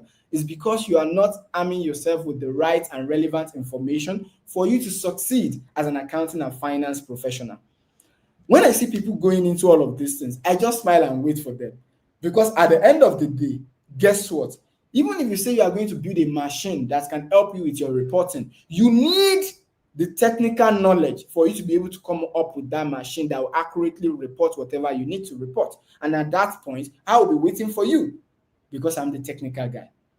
Even after you are done with that, and then you say you are going for fundraising and all of those things, you still need people to help you to put your book together. I'll be waiting for you.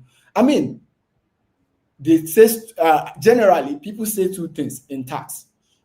We say two things are certain in this life. One is death, and the second is what? Taxation. And because of that, globally, anywhere in the world, accountants will always be needed for compliance and reporting purposes. Anywhere in the world, you will always be needed because the language is universal, and we all know that accounting is the language of business.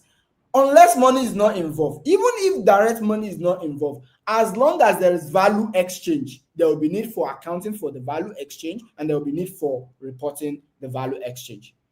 And that is why we will continue to thrive as accounting and finance professionals.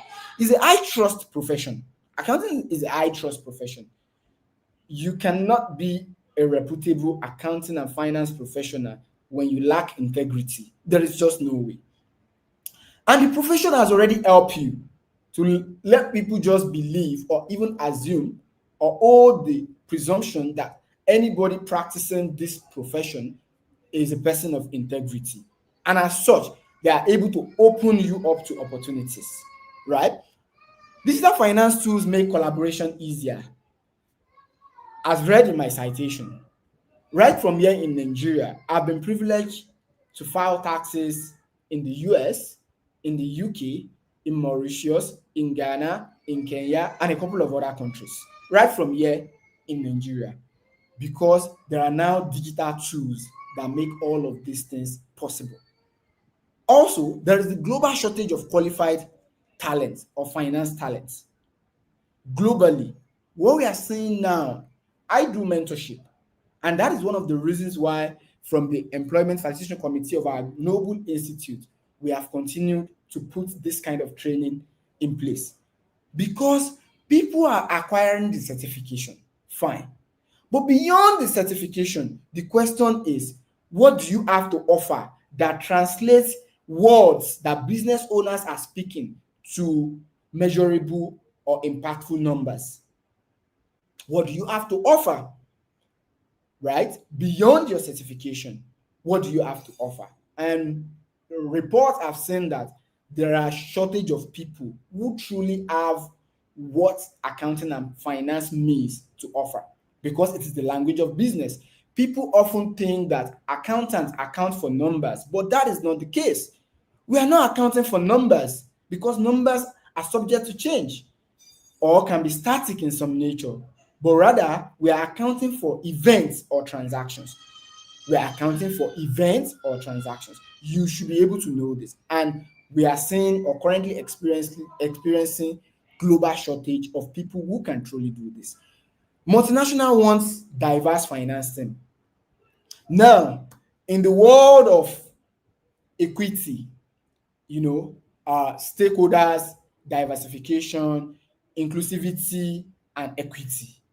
In the world of all of these things, investors are now very conscious of even making it as part of requirement that you have certain demographic of people within your team for them to be truly sure that, yes, they are promoting inclusivity and equity across the globe. And these are some of the reasons why accountants and finance professionals are sought after globally today. The global earning advantage, right? Why do you need to position yourself for this sweet spot? It is already clear. We have been able to establish that we are being sought after in today's world. Then the next thing is, why exactly do you need to ensure that you position yourself for this opportunity. Number one is that you earn in foreign currency. I mean, if not for anything, beyond impact, many people want to ensure that they improve their standard of living in this part of the world. And who says it is wrong for you to be making impact and equally improving your standard of living through adequate earning? Right? Then the next thing here is also that there is competitive pricing advantage for us in this part of the world. There is a serious and significant competitive pricing advantage. And that is why you see some firms will deliberately come to this part of the world to hire, even from the Western world. Right? And then we have multiple clients instead of just one employer. When you are able to position yourself to freelance or to be able to work remotely, you are able to expand or diversify your income streams. You are able to expand or diversify your income streams. And guess what? When you are fully able to position yourself to work remotely anywhere in the world that you are, this year alone, I've been to Kenya, I've been to Rwanda, I'm currently in Abuja. In fact, I've not even stayed 1 month at the home that I'm paying rent for. And I am still continuously working, even while on the move. It offers that flexibility and independence. And that is one of the reasons why you have to position yourself for this. Then the next thing is that, what exactly are the roles that we can watch out for? I mean, we are saying that let's position ourselves for the global opportunities. The next question is that, how, right? What roles can I position myself for to say that I want to get? Or what are the roles that are currently in high demand that you can start taking note of and trying to see how to position yourself for? I mean, I do say something. Career development is a matter of answering 2 questions and then bridging the gap between those questions. Number one is, who are you? Who am I? If you want to truly transform your career today, as we currently speak, whether a young or an elderly professional, the first question is, who am I? What is your current status? What qualifications do you have? It's still falling under identifying or defining who you are. After identifying who you are, the next thing is then, what do I want? Who are you? Then what do you want? After identifying who you are, the next thing is to identify what do you want. What do you currently want? One of the things that the Institute, as our president has said, is to improve the numbers of gainfully employed members of the Institute, right? And that's one of the reasons why we are doing this. The committee that is saddled with the responsibility of doing or carrying out that task have taken a look at how do they get there? How do we ensure that this objective or this task gets fulfilled? Who are they? They are committee under ICAN. What do they want? They want to improve the number of gainfully employed members of the Great Institute. Then the next thing is we have to bridge the gap. And that is exactly how you treat your career. And how do you bridge the gap is the question you continuously ask yourself. And one of the answers for young accounting and finance professionals and our elderly ones is also what we are currently seeing on this screen. Identifying what you need to do, the missing piece. And that is also one of the reasons why the committee has put this particular webinar in place, to bridge that gap. And in bridging that gap in your own career as well, it's also identifying that you want to increase your earning capacity or your earning power, right? Then you want to look for how do you position yourself for it by knowing who you are. Who are you? You are someone who have interest in accounting and bookkeeping. You just naturally love accounting, right?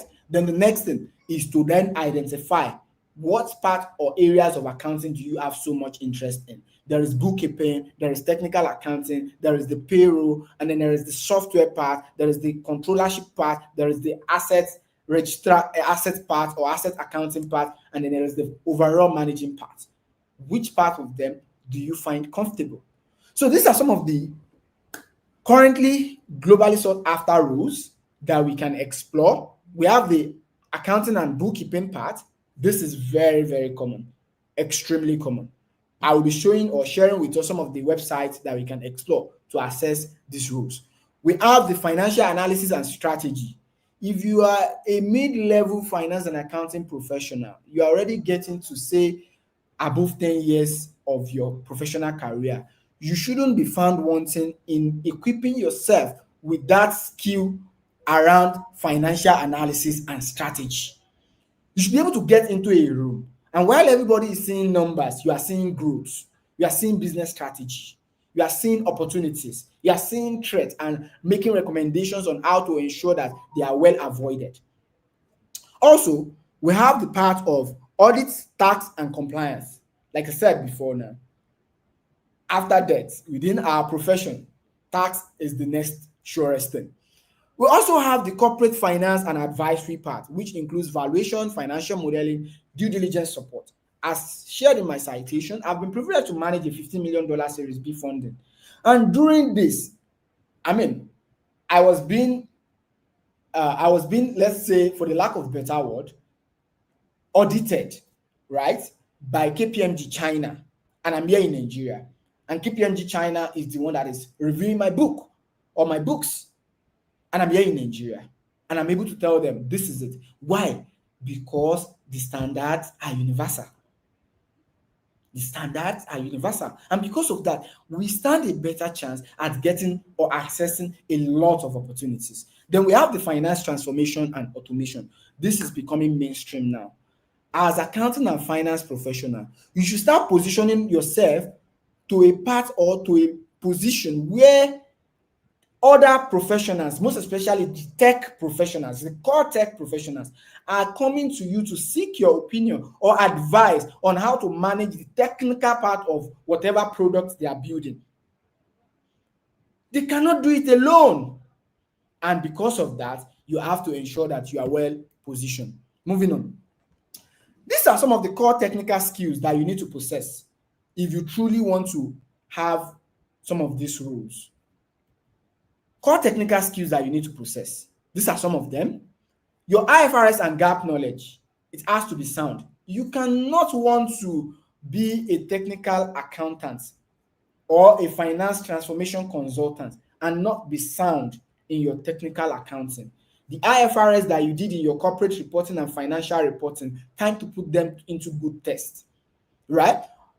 Systems, in terms of bookkeeping systems, you need to be aware of them. We have the likes of Times, QuickBooks, Xero, Sage, and what have you. You need to know how to use these things because these are cloud computing enablers. These are things that enables you to be able to participate or be part of a global team when you're able to use these things. Gone are those days when Peachtree will always be on site, when QuickBooks will always be on site and offline. The likes of Dr. Ayozie will let you know what the struggles were like at the time, where for you to even post into the system, you have to come down to the office. Gone are those days.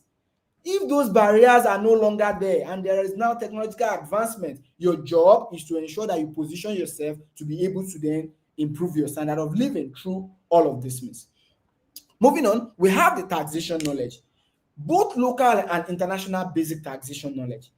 If you want to freelance, you need to know them. Now, if you want to go into core, you then need to expose yourself. Depending on the country you are targeting that you want to work with or you want to freelance with, you then need to expose yourself to the tax laws. Like I said, was it 2 months ago, I was in Kenya, and one of the reasons being taxes, to clarify issues on taxes, right? You want to be exposed to all of these things, depending on how you or which country you want to ensure that you are positioning yourself for. Then your spreadsheet knowledge, in terms of the Excel, in terms of Google Sheets, Zoho Sheets, and what have you, you need to be at intermediate to advanced level if you truly want to compete globally. And then we have financial modeling and valuation skill set, and then we then have the data analytics part. There is a role called business intelligence analyst. It deals with data, but this time around, it is not just ordinary data, but different kind of data. We have finance data, marketing data, sales data, different kind of data. But guess who is able to make a great level of insight out of all of these things? The finance guy. Because at the end of it all, whatever that is being done in an organization, there is just only one purpose of financial management: maximizing of shareholders' wealth. and you have to, position yourself for it. Now, moving on very quickly to the soft skills. We've spoken about the technical skills that you need to possess. Dr. Kingsley has really emphasized on the importance of communication. You have to take deliberate effort to ensure that you improve your communication skills.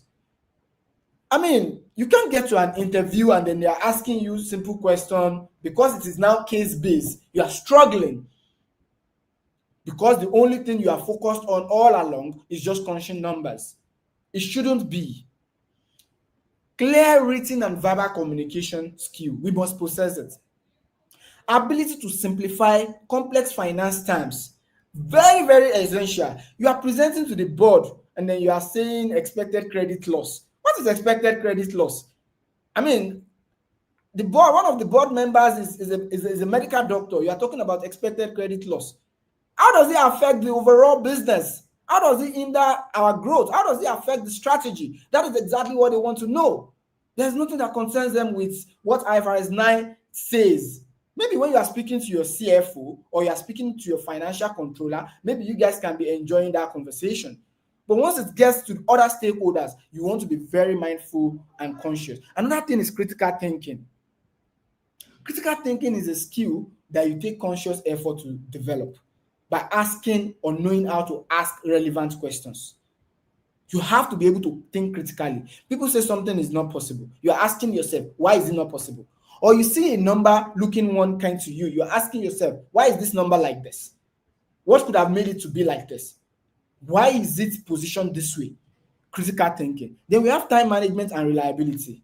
You cannot be a global talent without being reliable. If you are not a reliable person, there is just no way you can be a global talent. If you are not conscious of time management, there is no way you can be a global talent. I mean, you are not even conscious of how time is moving. Somebody has woken up since whatever time. Let's say you are currently in GST and they are in East African time zone, EAT, and then the next thing is that you are mixing up the time. They were basically at 2 a.m. trying to connect with you at 2 p.m.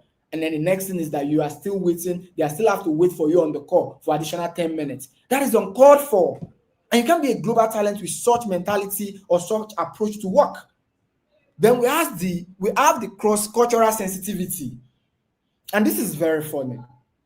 If you want to be a global talent, I understand the culture of the space we are speaking from. If you want to be a global talent, you want to work with global team. Now, there are a lot of things that your beliefs might not necessarily adhere to that you have to now be very conscious of. I mean, in the event, you get to a gathering, you are not sure whether somebody is he or she or shim. You want to be very careful to just call them and address them by their names. You want to watch out for cues, because if you do so without watching out for these things, they say you are being insensitive. And before you know it, they start denying you of opportunities that you are naturally qualified for. You want to avoid all those kind of issues. And then the last part is client relationship management. So clients will test your patience. You have to learn basically how to ensure all of these things are properly put in place. Then we have the digital and freelancing skills or tools that you need to acquire, that you need to learn. The likes of online communication tools like Slack, Teams, G Suite, Zoom, NetSuite, all of these things. Or Notion, you need to know these things. Then we have other ones like project management tools like Asana, Trello, ClickUp. You need to be aware of these things so that they will not send you an email invite using Asana and then you are struggling to look out for where it is. Or you are invited for a meeting to join an interview and then you are asking how do you turn on your camera on Teams. Those are going to be uncalled for, and then there are now online invoicing platforms as well that you should be able to be aware of and leverage when you are setting to work as a global talent, like Wise, PayPal, and what have you. Other skill set that you must acquire is also proposal writing. You must learn how to write proposal. It's as simple as you going to ChatGPT and asking for step-by-step approach to learning how to write proposal, depending on the kind of opportunity you are seeking for. Personal branding on digital platforms. Dr. Kingsley has mentioned it severally, repeatedly. LinkedIn. Gone are those days when people say that whatever you put on social media doesn't matter. Gone are those days. I mean, these people don't even know you. What they know is that they want to go and check your online footprints. Whatever they are able to see there is what they are going to be able to use to make decision. And a more recently issue that many of us are aware of is the one of one of the co-founders of Paystack. And that was laid off. A co-founder was laid off for something put on social media from several years ago. You want to take your social media very seriously because those are your digital footprints. Many times, those are the things that people will first interact with. Potential clients, potential employers will first interact with before they get to meet with you. Then portfolio creation. Example of portfolio creation will be coming shortly. These are some of the platforms that you can explore for online international jobs. We have the global mobility platforms like Moving to Canada, if you're interested in Canada, EuroJobs, Relocate Me, and then we have Go Abroad. All of these platforms offer both internships and full employment opportunities. Let's explore them. We have some government migration pathways as well that some people have used in the past. US skilled worker visa. We have Canada Express entry. Some of these platforms, I have explored them personally in the past as well. Then we have the international organizations as well that you might target if you truly want to work globally. Big Four accounting firms are there: United Nations Career, the World Bank, the IFC, the IMF, the AFDB. Then we have the FANG as well, the likes of the Facebook, Google, and what have you. We have the MBB, McKinsey, Bain, and BCG. We have them. Then we have other NGOs as well that are international NGOs that you're able to explore. As I wrap up, we have platforms for remote full-time global jobs that you can also explore. LinkedIn is there for you. We have Monster as well. We have Angel List. We have Remote.co. We have Jubal. We have WellFund, Flex Jobs, and what have you. Please, let's note all of these platforms and take time to explore them. Having built that capacity to be able to attract those opportunities. It's one thing to know about these things. It's one thing to truly have sit yourself down and ensure that you acquire the skill set that will position you for those opportunities. Otherwise, we are going to be getting to the challenges very shortly. Because of time, I'll just move on very quickly with some of these other things. The slides will be shared with us. We have, where can finance or accounting and finance professionals get freelance gigs? We have the likes of Upwork, Fiverr, Freelancer, Guru, and People Per Hour. These platforms, you are able to register on them for free. Let's explore them. Gone are those days where you have to print your CVs and be going from one company to the other looking for opportunities. Now you can stay at the comfort of your home with your phone. I mean, even if the screen is broken, with your phone with screen broken, you are able to apply to opportunities that will change the entire narrative of your career trajectory, right? Then we have other finance-focused platforms like TopTal. TopTal is 3%. For those of us that are very, very strong accounting and finance professionals, I would really recommend that we check out TopTal. If you are solid and you know that you want to improve your earning capacity, please check out TopTal. We have Paro as well. We have Expert 360, Accountant Bench, and the likes, right? What types of gigs can you actually get or can you offer when you get yourself on all of these platforms? Now, there is one thing to say accounting and finance. There is other things to be able to use keywords that will position you for opportunities. You want a CFO role, but you are saying you are looking for accountants, you are searching for accountants. You will not be able to get that CFO role easily, right? You want to position yourself in such a way that you learn the right keywords.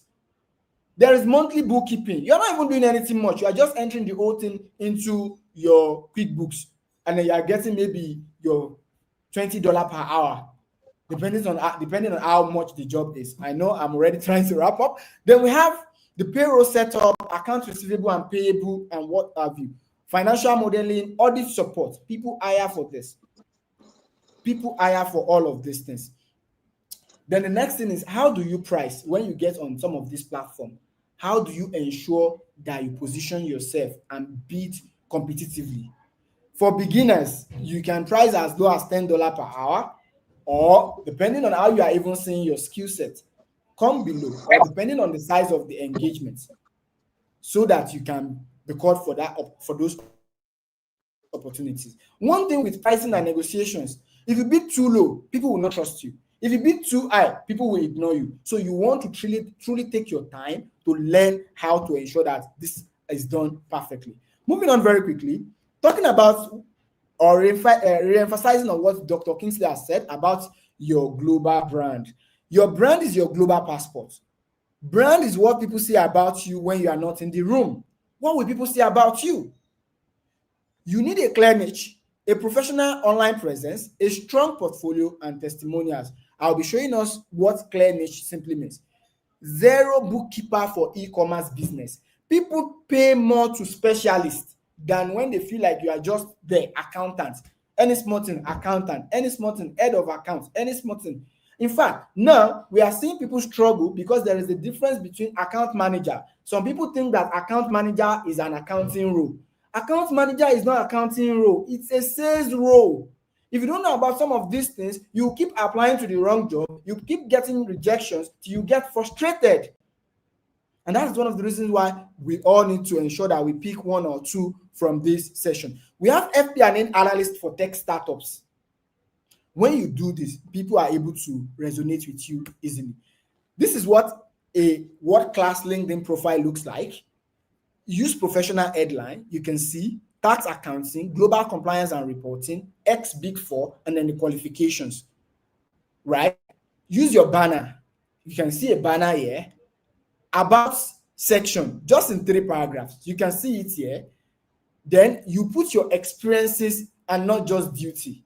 Results, not just duty. Then you add your certifications. Then you post from time to time to be able to attract opportunities. Also, build a portfolio. Even if you are new, you have to build a portfolio. Write short finance tip on LinkedIn, on Twitter. Short one, something that you observe during the course of the week at work. You should be able to write it. You'll be able to write about those things. You can see what a portfolio looks like here. This is a simple portfolio Excel dashboard for this is Upwork, for example. This is Upwork. Then financial model, reconciliation output, you charge, you put your charges there, and all of those things. Record explainer videos. Also, host webinars like this one. There is the new tax law out there. A lot of misconceptions about the old thing. Do a little work for yourself by hosting something, no matter how small, to explain your understanding of this new tax law to people. You will get called for opportunities when you do this. Then publish templates or checklists online. Publish something. Dr. Kingsley mentioned about the fact that he writes for Business Day every Monday. Publish something. People will get to know you, right? Then get testimonials very fast. Once you do something for people from the little ones that you've done, tell them to recommend you. Tell them to write publicly acknowledging your impact in their business. These are some examples of testimonials that you can see here. You can get them from employers, you can get them from colleagues, you can get them from anybody that you've been privileged to have work relationship with. 3 good testimonial is instant credibility. You need to know that. Get testimonial no matter how small, even if you are just starting. Now, step by step to launching plan. This is a simple step by step to how you can start out as a global finance and accounting professional or as a global talent. Pick a niche. What do you want to be known for? What do you want to be known for? Pick a niche. Let people be able to reach out to you. Let the first thing they think of when they are talking about accounting be you. Whether in your church, in your mosque, anywhere, pick a niche. Then create a strong LinkedIn profile or any other platforms of your choice. Then build a strong portfolios on those platforms. Portfolios doesn't necessarily have to be the work that you've done. You can start sharing knowledge. As you are sharing knowledge, people will be reading insights into what you are sharing, and they will be able to make decisions based on that. Also, register on platforms, 2 to 3 of the platforms that we've shared. Please register on some of these things. Then apply consistently. These things, haven't uploaded your CV. I mean, this is an example of Dr. Kingsley mentioned something about CV. This is an example of what your CV should look like. See the way it's well compact and neat. Your CV should be very neat. And I'll tell you a trick that I've been able to uncover. So when you apply to international opportunities, sometimes, almost instantly, you get rejected. Guess what? Some of these things already have filter to reject people coming from a particular region, even without them checking through their experience. What you can also do is to remove some of those things from your portfolio. So things like your phone numbers or your Abuja or Lagos, you can remove them from your portfolios. Have different CVs for different purposes so that you're able to attract global opportunities. Then at first, you can start by pricing low. You cannot start today and think that you start earning the millions or the thousands of dollars today. You have to grow into this things. Then when you are delivering your client's job, please do not overpromise. Do not overpromise, so that the timeline specifically, don't overpromise on timeline. You get it now in the next 30 minutes. When you know that NEPA can take light at any time, you cannot overpromise. You have to consider everything holistically before you give a timeline to a client abroad. Otherwise, it might not end up well. Challenges to expect. Competition. The competition is very high out there. I mean, you want to compete globally. These are some of the challenges you should expect. Proposal rejections. People will reject you. You have to keep applying. It doesn't come very easy. You have to keep applying. Some clients will pay you late. Some scope of work will not be so clear. Then time zones differences. These are some of the challenges that you can expect. There are also some common mistakes that people do make that you need to avoid.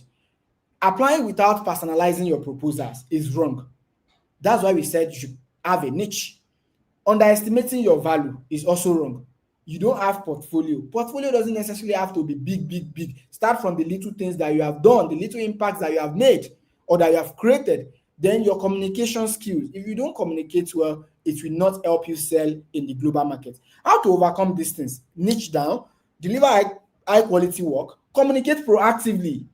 You are having issues, communicate very, very early. I currently consult for a firm in Kenya. Once I'm not going to be available for meetings, I send them an email, I'm not available, or I send a text, I'm not available for this meeting. When they invite me to an email without asking me, I decline if I'm not available. Not that you'll be looking at it and then the next thing, they'll be expecting you on the call, they won't see you on the call. Then request for partial payment up front for those clients that you are not so sure of, right? And at the end of the day, these are the key takeaways. Global talent opportunities are real and they are growing. Many people feel like these things are not real. These things are very real. I am a living witness. Dr. Kingsley mentioned something about getting jobs on LinkedIn. One of the jobs that transformed my career, I got it on LinkedIn. One of the jobs or one of the consulting gigs I'm currently managing as well, it was posted on LinkedIn. These things are real. People want to hire globally. One of the reasons being they also want to cut cost. Finance professionals are well positioned to earn globally. We are all well positioned to earn globally. The next thing is to acquire that skill set. Add on skill set. Build your brand. Show your expertise and be consistent. Branding is everything in today's world. Branding is a whole lot of things. Then the global economy rewards skilled remote talent. You will be well rewarded. You already have the transferable skills. A lot of us on this call are ICAN qualified or chartered professionals. We already have these skills. The next thing is to harness them. Polish, harness, and explore. Many platforms exist for both remote and physical or on-site jobs. You have to start small and then grow into these things. Your ICAN qualification is a global passport. Right now, as I speak with you, the only accounting professional qualification that I have is still my ICAN. The last international opportunities that I got, that they reached out to me, they said I should send I should confirm if I have a CPA or equivalent. I sent them my ICAN and I was still accepted for that opportunity. Today, the rest is history. Call to action. Take one step this week, please. Create or update your LinkedIn profile. Register on one of the platforms that we've mentioned, Upwork, Fiverr, TopTal, and a whole lot of them. Start building your portfolios. After this session, think through some of the things that Dr. Kingsley mentioned as his last point. Play to your strengths. Think through your strengths and start talking about them to the general public. And then the last part is apply for your first international gig. Thank you very much, everybody, for your time and for listening. Thank you. This is another wow. Mr. Quddus Balogun has done it again. This is a very wonderful presentation. He has given us a lot of practical insights, and the delivery is highly inspiring. Mr. Balogun has taken us through how the world of work has changed. That is, we are now having outsourcing of finance functions. We have cross-border transaction. Then we are moving from project-based, from full-time to project-based engagements. As you call it told us, why accountants are sought after globally, because accounting is a universal language. Exchange of value is an act that must take place at all times. As you call it told us, that reporting too is very critical. And also that our profession is a profession of integrity. He has equally told us that we have global shortage of finance talents. So he has equally mentioned the roles that are in high demand, the core technical skills that we need to get these roles. He has mentioned the soft skills, such as communication skill, critical thinking skills that we need to have. Mr. Balogun has delved on the platform for on-site jobs, international jobs. So he mentioned the global mobility platform, the government migration platform. And he has equally mentioned international organizations that can take us into the limelight, the Big Four, IMF, AFDB, World Bank, and international NGOs. He has equally delved into how we can price for jobs. So he has told us we must not price too low, nor do we have to price too high. Then finally, he has told us that we must pick a niche for ourselves. So on this note, we want to move into the questions and answer sessions. So here I have 15 questions, but I want to tell the audience that most of the questions has to do with faculties. Dr. Kingsley mentioned the issue of faculties, but most of the questions we're having here has to do with faculties. And the questions are even secretariat, will require secretariat responses. So what I'm going to do is I'm going to pick the questions one-on-one. Anyone that requires a response from secretariat, I would try to do justice to them. Then the other ones that has to do with the two presentations today, I'm going to push it to the presenters. So the first question I have here is from Dr. Adulola. He said, how do I join a faculty? So my response to that is that the Council of the Institute has made it compulsory for a member to belong to one, minimum of one, or a maximum of 3 faculties. So to join a faculty, you need to complete a faculty registration form, which is available online on the website. Then the second question from Lovet is, can a student join a faculty? The answer is no. Our faculties are meant for members who have been inducted. Then question number 3. This question goes to the first presenters, Dr. Kingsley. Dr. Kingsley, are you there, sir? Dr. Kingsley Ayozie. Doctor. Yeah. I'm very much on call. Thank you, sir. This third question is for you, sir. So you All right, mentioned sir. a lot Go of ahead. areas. You mentioned a lot of areas that members need to go into. So the question is, how is the Institute assisting in these areas that you have mentioned? So how do you think the Institute is Okay. assisting in those areas that you have mentioned? Thank you, sir, as we await your response.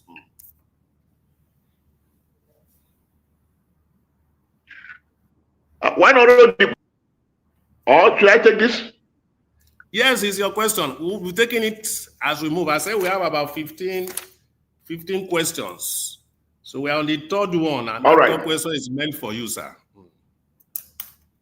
Okay. Very simple. Like I mentioned in my slides, we have 8 faculties. Those faculties appear to be the 8 broad areas. However, those broad areas are what I have been able to dissect into those small bits that you have. So to answer the question, how have the institute been helping? Very simple. They have created the faculty. So join the faculty. When you join the faculty, you'll be exposed to audit, like for audit and forensic faculty, you'll be exposed to forensic issues. So you must join a faculty, and that's what the institute have done in that regard. Become an authority in those chosen areas. Thank you. Thank you very much for that beautiful response. So the next question, question number 4, also goes to you, sir, Dr. Ayozie. So this question is from Adebowale Oderinde. He said, additional qualifications. What about the issue of overqualifications, especially when the dues are becoming a burden? So his question is, why do I need to have additional qualification when the dues are becoming a burden?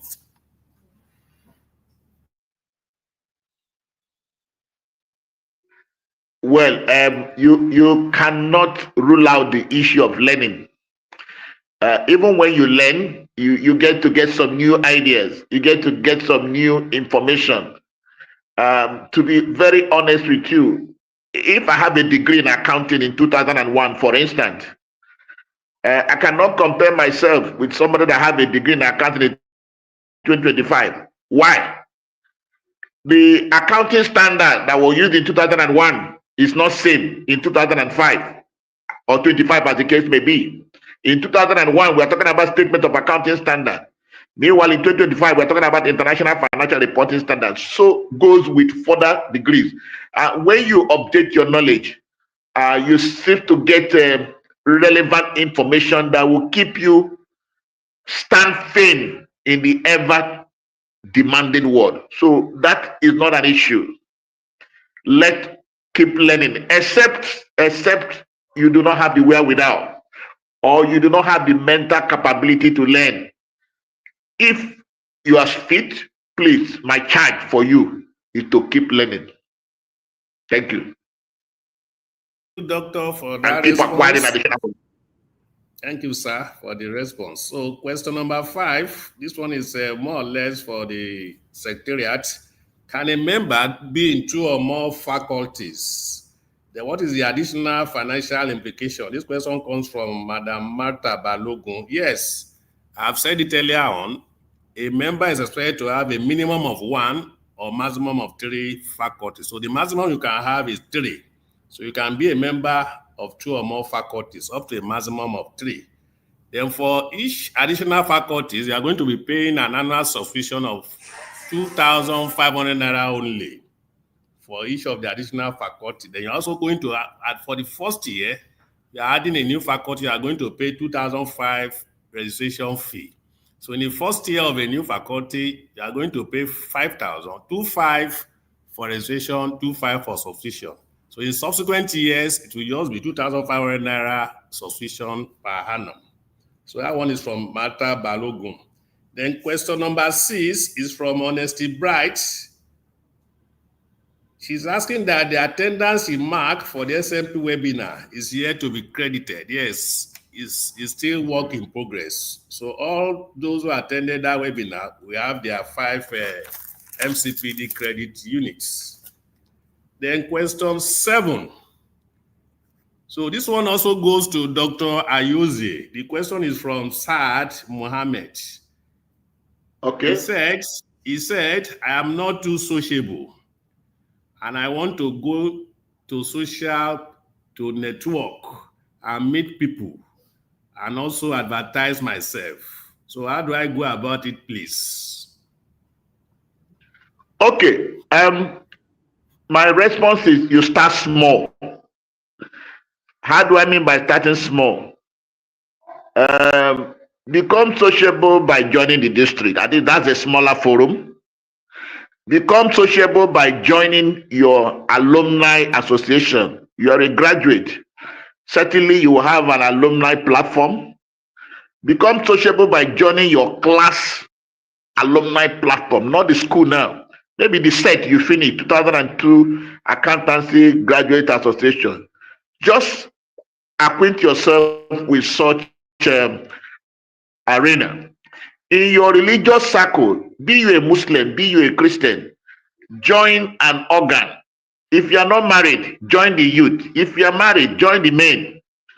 Try to make your input. Yes, at the first instance, you may not be able to break ground, but over time, you will discover that your social life will begin to improve to the stage that you can now air your views and share your challenges with those you meet. So start small. Start small.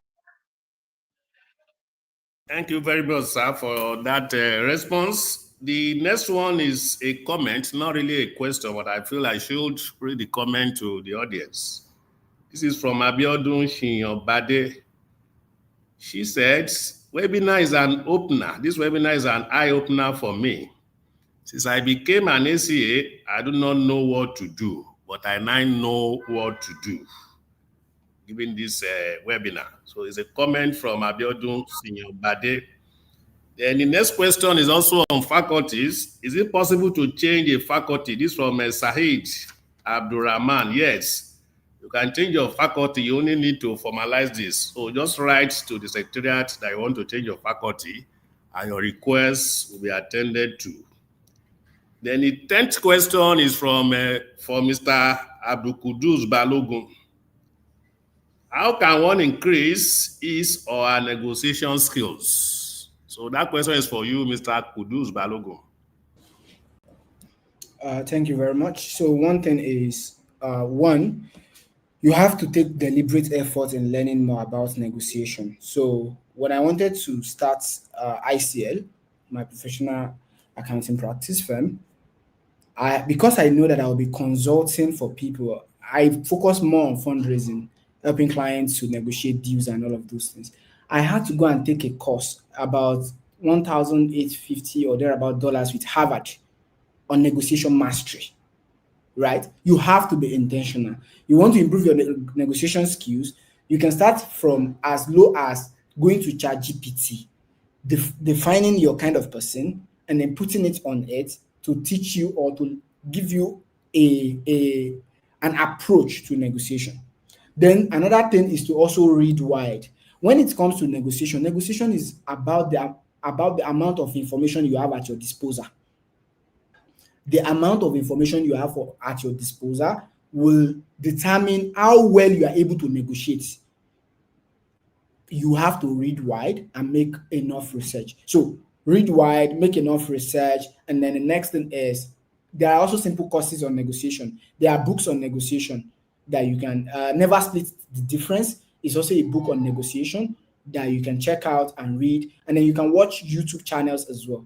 If you are not able to afford courses in terms of paid courses, if you're not able to have the time for reading, then you can watch YouTube channels on negotiation. And then the last part that I said again is go to ChatGPT. Now there is AI that you're able to have conversations with easily. Put it there, explain your kind of person, then tell him to create a scenario for you to negotiate. In fact, you can even negotiate with the computer system, having that one-on-one conversations with it. But above all, negotiation is about researching to have as much information as you need for that particular subject matter at your disposal. Thank you. very much, Mr. Quddus Balogun, for that response. The next question goes to Dr. Ayozie. Okay. Don't you think ICAN-ngr certification and the accompanying annual subscription is too expensive for a young accountant?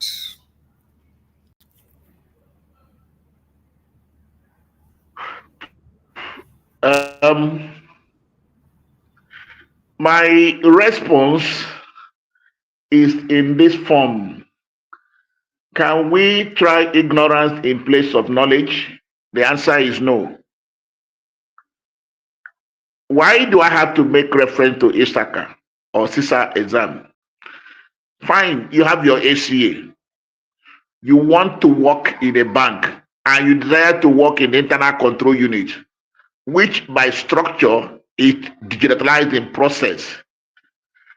Your ACA certification cannot, with every sense of modesty, put you on top of somebody that have ACA with CISA. So if you're looking at the course, it means you may not advance further. So the only way for you to actually clinch that job is to have additional qualification. And let me also take you back to memory lane. If you are waiting for money to achieve a purpose, sorry to say that money will not come. Take a bold step. Take a bold step. You never can say. You can get some assistance from family members, and before you know it, the exam is done. And if you get the work, you can repay back. So let funding not be a challenge. I don't want to dwell so much on that. I've undertaken programs that the fund was not available. But the basic thing is to tell yourself, I want to start this. The moment the desire is there, the will certainly will come. So please, don't be discouraged by funding. Just tell yourself you want to take on this dream. Then be rest assured. There are doors waiting to assist you to actualize that dream. I'm a living testimony, but let's leave it that way. Thank you so much. Thank you very much, sir. So take a bold step. The finance will come up later. So the first step is to take a bold step. So the next question is from Blessing Onedaga. She said, as a bursary department staff, what do I need to do to become a bursar someday? So she's currently a junior staff in the bursary department. So she's asking, what does she need to do to become a bursar someday? So this also goes to Dr. Ayozie as career progression.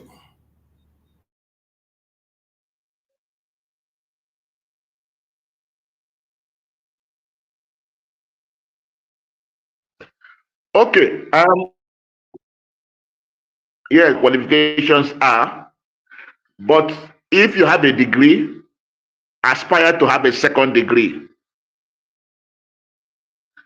If you have also obtained the ACA certificate, endeavor to upgrade.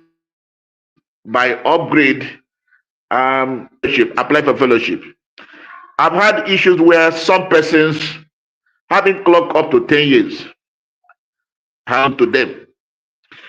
You know, honestly, if I happen to find myself in an interview session where I am to shortlist for a bursar, both of you have the same qualification, and the other party is having FCA, you're having ACA. With due respect, I'll go for FCA. Despite the fact that you may have qualified before the other person. So these are things that you need to do. Then you need to take up some courses on public sector management in order to be able to stand firm when the issue of bursary interview comes up. So advance your academic qualifications, advance your professional certification, take further courses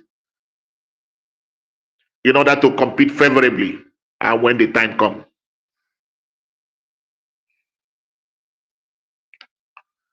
Response. Thank you, sir. So you have to advance your professional and academic qualification. The next question has to do with Digital Society from Ganiu Wahab. How is ICAN coordinating the district societies? I'm going to give a response to this. The institute, among its several committees, is having the district societies committee, and the chairman of that committee is the president of the institute. So apart from this, a council member, at least a council member, coordinates a district society. So a council member is expected to visit and see how the society operates and give a report at council. So for coordination of this society, we have a district society committee headed by the president of the institute. And apart from this, we have a council member coordinating a district or mono district at a particular time, and they give report back to council. So thank you, Gani Wahab, for that question. Then the next question also has to do with faculty from Afola Shadeoni. Can someone above 50 join a faculty? My response to that is also yes. Education is a lifelong activity, so ages should not be a barrier for us to learn from the faculties. Then the last question we have here, we go to Mr. AbdulQuddus Balogun. So the question comes from Mustafa, said I'm a PhD economics researcher and also have ACA. So what are my relevant niche areas in this challenging period? So as a PhD economic researcher and ACA qualifications, what are the relevant niche areas one can specialize in this challenging period of ours? So over to you, Mr. Balogun. Very well, sir. As a researcher, two things comes to mind. One is you first defining what area of interest. So let's start from your research interest, right? Or your research topic. If you have identified this is what your research topic is, you're an economic researcher, right? The next thing is then to start looking for opportunities in that area. So if we have public analysts, we have aside from public analysts, let's say you are now interested in coming back to accounting or not. There is public analyst, there is research analyst. Let's now say you want to come to real practice. Then you stand a chance in going into something around investment banking, right? M&A, due diligence, advisory line, basically. Then you want to look at advisory, basically finance advisory. So part of finance advisory, in terms of whether corporate finance or any other part of finance advisory that you are interested in, you can look at that and then drill down from there, right? To say which part of this exactly do you want to specialize in based on your strengths, based on who you are, which part of the corporate finance or finance and advisory career do you want to specialize in? And then from there, you are able to make a great decision. Again, I'll continue reference leveraging advanced tools or platforms or technology like AI. We have different AIs out there that you're able to have conversations with. There was a job I was shortlisted for in the US, right? That job was going to pay about $170,000 per annum. $170,000 per annum. That's over 20 million naira per month, right? That the job was going to pay, that the job was quoting as the pay for that job. What was the job? Finance transformation consultant. And what is my job in this role? In fact, when I was shortlisted for that particular job, I was scared. Like, what happened? Like, how did I get shortlisted for this role? I mean, this amount of money you want to pay to people that you really, really see as experts, right? Then what I did was to take my CV to ChatGPT to analyze the CV for me and the job requirement again, how my CV indeed is perfect for the job, right? And then from there, I'm even able to see things that I do that I call in different terms, but use in the international market as another term, right? You call it a particular term in this part of the world, but in the international market, it's called another term. And ChatGPT is able to help me to bridge it, and I was able to see that, oh, this is it, right? Another one is also being called for interview. So I had an interview with EY Dublin, EY Ireland in Dublin. When I was going to prepare for this interview, it's also finance transformation manager, right? I did my first interview as an assistant manager. Then they came back to say I should proceed to manager back in 2022, 2023. Now, the next thing was that because I wanted to, I was still in full-time accountant, in-house accountant. I've not branched out to consulting at the time. Because I was preparing for EY consulting kind of a role, I picked my CV, the JD, and I went to put it in ChatGPT to prep me for that interview. What am I trying to say? What is the message here? As a PhD economic researcher, you already know, or you should already, I'm sure you already have an idea of the different branches of economics, of accounting, the interwoven relationship between both. And then the next thing, let's say you want to do accounting, corporate finance, specifically. Now, you want to see what are the different areas from corporate finance. Chat with ChatGPT, explore ChatGPT to say which skills matches up with your profile, or which role matches up with your profile as a PhD economic researcher with your CV uploaded. It is going to list out different roles for you that you already have strong strengths in, and then from there you are able to then do that and apply for opportunities globally. Thank you.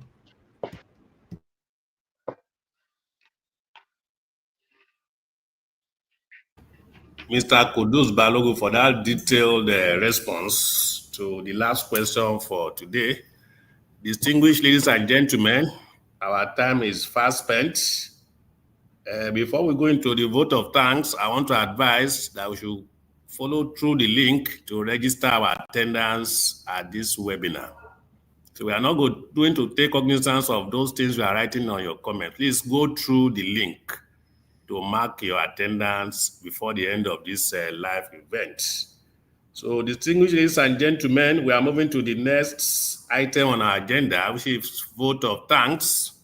So I want to call on a distinguished council member and the deputy chairman of the Employment Facilitation Committee, Mr. Ayozie, FCA, to give us the vote of thanks for this webinar. Mr. Adebowale, sir. Thank you very much. Am I audible enough? We can hear you, sir. Okay. You are very audible, sir. Thank you very, very much. Let me thank our 61st president, Dr. Arno Yaya, who has given us a fantastic speech this morning. We thank you very much, sir, for your kind attendance and your advice. And that speech is going to continue to motivate this committee. The 10 members of presidency present here this afternoon, members of the governing council, the chairman of the committee, my own leader, Chief Jude Egbo, MNI, for providing the leadership for the committee. I want to thank the two speakers. You have demonstrated to us your practical experience, which has earned you respect and dignity among the professionals. I want to thank you, my colleagues, who have been with us here for over 2 hours, going to 3 hours. I hope and I'm very sure that you have learned one or two things that will help you and that will prepare you. From the word of Dr. Ayozie, he said, you cannot call yourself a star because you are a chairman of a government-owned enterprises where the money is there. You don't need a lot of creativity before you make money. No need of innovation before you make money. But you are a star when you become relevant in the society and due to your creativities and innovation. we must take some of these few words at home and we must not forget. On that note, let me also thank the secretarial staff from the registrar chief executives and to the director, Mr. Shakrat Balogun, who has been moderating this program for over 2 hours, members of the staff of the institute who are also giving support to Mr. Balogun. Ladies and gentlemen, we look forward to more of this webinar, and we assure you that more and more will come under the leadership of Chief Jude Egbo. These things I want to say thank you, God bless, and have a beautiful week ahead of you. Thank you very much, Deputy Chairman, Employment Facilitation Committee, for that beautiful vote of thanks. Distinguished ladies and gentlemen, I want to draw a curtain on this program. So may I request the IT team to play the ICAN and the national anthem. ICAN and national anthem in that order.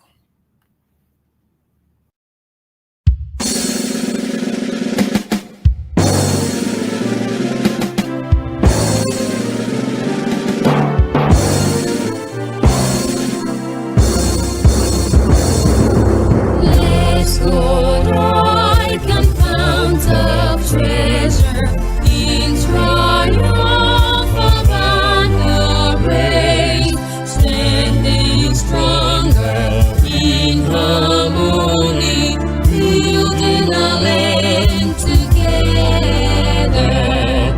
Dreams of a founding fathers, we are striving to attain our comes and values that we share through all ages be sustained.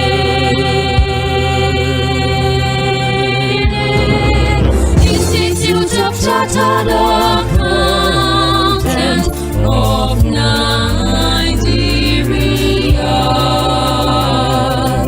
noble ICAN, noble ICAN, your accuracy we cherish.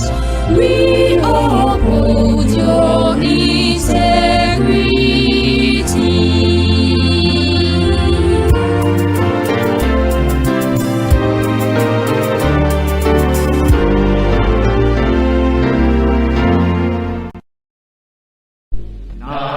Nigeria, we